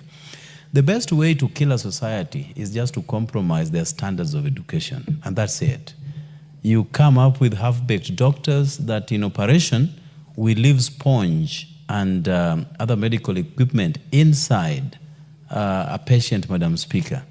Buildings will come tumbling down in the hands of quacks, masquerading as engineers, Madam Speaker. You will have a society that does not pay much attention to research, which is a component of education, Madam Speaker. And therefore, if these reports are anything to go by, then as a nation we must be very, very afraid. Madam Speaker, education, as has been said times more than number, is the key to a better living. But if we compromise that very key, then the future of our generations and the generations to come will be very bleak. The competitiveness within and without our country, Madam Speaker, then becomes compromised. You do not necessarily have to work in your country, because when jobs are advertised, especially those that attract international attention, we need people who can compete with others who perhaps enjoyed better education than us, Madam Speaker. And therefore, if our universities, and together with TTIs, will channel out people who are not well-versed with the job trends, Madam Speaker, and requisite qualifications for placements, then we have no remedy, Madam Speaker. And therefore, if we are killing our universities, and the University of Nairobi to boot, Madam Speaker, which has brought so many people into the limelight, Madam Speaker, very many people went through this most prestigious university of our country, a university that ranks so highly in Africa and internationally, but just because of poor management and the appetite for corruption, we are killing the University of Nairobi. It is a travesty, Madam Speaker, and this must be looked into. If it is about management, we still have men and women out here who are qualified to run these universities. Let us put them into these universities and bring them back to life. When we were going to school, Madam Speaker, any person who got admission in private schools, that was a failure. In fact, we used to call them harambes, to simply mean that they were belonging to people who were not government. The government institutions were the in thing. And each time we got letters from government institutions, we knew definitely that you have passed your exams. But how it turned around that private institutions do better than public institutions is a wonder, Madam Speaker. It is the government that comes up with the regulations. If we allow private institutions to fester, then who will control even the fees that are to be paid? If we kill our public universities and only allow private universities, who will afford education in these private universities? And that is why I was even very afraid that we are selling government institutions at the altar of private investors, Madam Speaker. Public universities must be the barometer upon which every standard is measured. That is why you have Kenya Bureau of Standards, not a private entity, but a public entity. Bureau Veritas in the international community. Public institutions, Madam Speaker. And therefore, if this report is adopted as is, we must reset this country and take it back to where it has been. Unfortunately, even with the advancements that we now have, with digital platforms, that our management then becomes a problem to us. You would have expected that with all these advancements, we would have better management of our institutions and our firms, Madam Speaker. But now the reverse is becoming true, that the current generation cannot run institutions. Institutions that our grandparents put a lot of their effort, sweat and blood for them to be going concerns, Madam Speaker. And therefore, as a nation, there are many things that have gone wrong, but we have to step back, reflect, and retool anew for our country to move forward. And therefore, I support this report, Madam Speaker, and I thank you for the opportunity. Very well. Chair, now you can make your reply. Thank you, Madam Speaker. I beg to reply.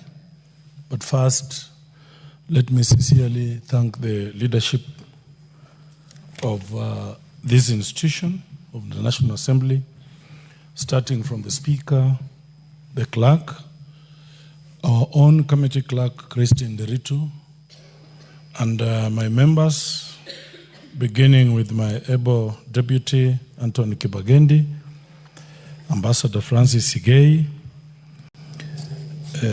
Honorable James Wamashukuru, Maurice Bissau, Honorable Rebecca Tonkei, Alpha Miruka, the Honorable Mark Mwenje, who's Deputy Minority Whip, the Honorable Bonaya Gulo, the Honorable Shadrach Mwiti, the Honorable Moses Kirima, the Honorable Daniel Carito, the Honorable Chifurumondo Munga Mangale, and the Honorable Mwalimu Teacher Joseph Tunoi. I want to thank them, Honorable Speaker, because since we were constituted initially and reconstituted second time, Honorable Speaker, we have never lacked quorum as a committee, which is not something we take for granted, but we want to thank our members for their commitment and their contribution. Honorable Speaker, in line with the mandate and in a bid to reduce the audit backlog, the committee resolved to first consider the report of the Auditor General for the financial years 2018-19 to 2020-21. This decision was made to ensure that past audit queries are addressed and that the institutions under our oversight are held accountable in timely manner. Madam Speaker, I'm pleased to inform the House that the committee has since commenced consideration of audit reports for the financial years 2021-22 to 2023-24, which brings us up to date. This is in line with the requirement of the Public Finance Management PFM Act, which demands timely scrutiny of public investments for effective financial oversight. Honorable Speaker, if this House may recall, there is a case between officers of the city county of Nairobi and the Auditor General. And the court ruled that the Auditor General must table these reports in this House, upon which the House, the necessary committees, audit committees, must within 3 months have dispensed with them. I want to report to this House, Honorable Speaker, that we are now almost at par with the requirement, the constitutional requirement, and in a few months, Honorable Speaker, I think our committee will have dispensed with all the issues that we are supposed to deal with, and will be good to go. Madam Speaker, having tabled the committee's report, I now wish to urge the Committee on Implementation to move with speed to follow up on the implementation of the recommendations contained therein. This is particularly important as some of these recommendations are time-bound and having far-reaching implications on the quality and efficiency of service delivery in our public education institutions.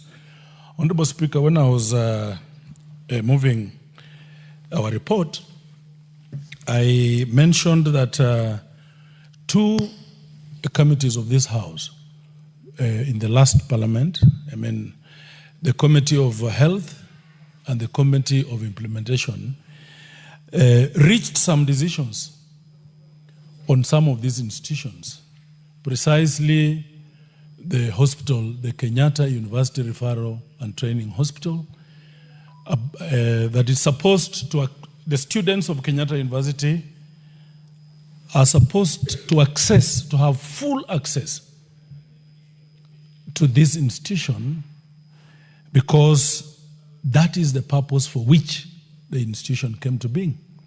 But up to now, Honorable Speaker, you realize that 5 years later, that decision has not been implemented. So we call upon the Committee of Implementation to be firm and to ensure that decisions of this House are followed to the letter. Another incident, Honorable Speaker, is the issue pitting the trustees at the KIST, Kiambu Institute of Science and Technology, and the Board of Governors.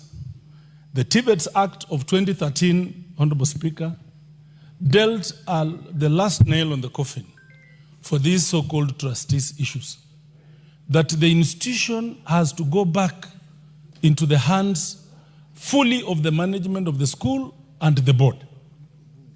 That, Honorable Speaker, the trustees have, without mandate, gone ahead and even borrowed, taken loans on the titles of these institutions.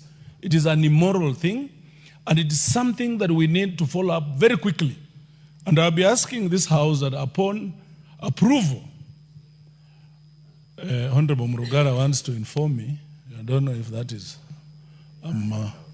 You want to be informed? Yes, Honorable Speaker. It's not really. It's purely because the line he's taking is actually is on the motion, while this is supposed to be a reply. A reply is a response to what the contributors have said, where you feel you need to clarify. Otherwise, the line he's taken is like he's moving the motion again. Honorable Speaker, Honorable Murugara was not here. These issues were raised by members. And it's on that basis that I'm clarifying that 2 committees in last parliaments reached decisions about this. And up to now, it has not been implemented.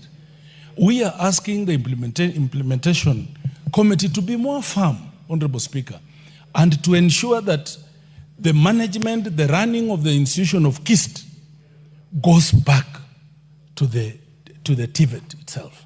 That is what we are saying, Honorable Speaker. And Honorable Murugara, next time, just be attentive to some of these things. You are a senior member and I respect you. Madam Speaker,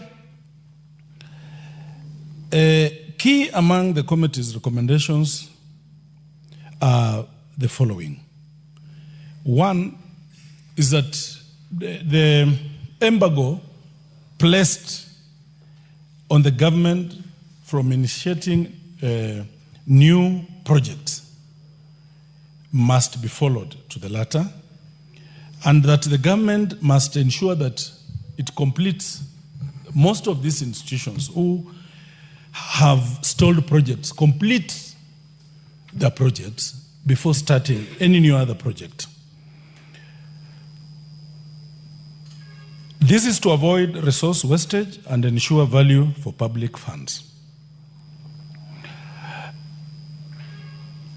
Madam Speaker, the committee remains committed to its role and continue to work diligently to ensure accountability, transparency, and efficiency in utilization of public resources in the education sector. Most importantly, we urge the government to be dealing with disbursements of monies to the relevant institutions in time, capitation money, to ensure that vice chancellors and principals of these schools are not stressed and that students are not disrupted in their process of learning. Madam Speaker, I beg to reply. Thank you. We shall defer the putting of the question on that motion. Next order. Order number 16, the Political Parties Amendment number 2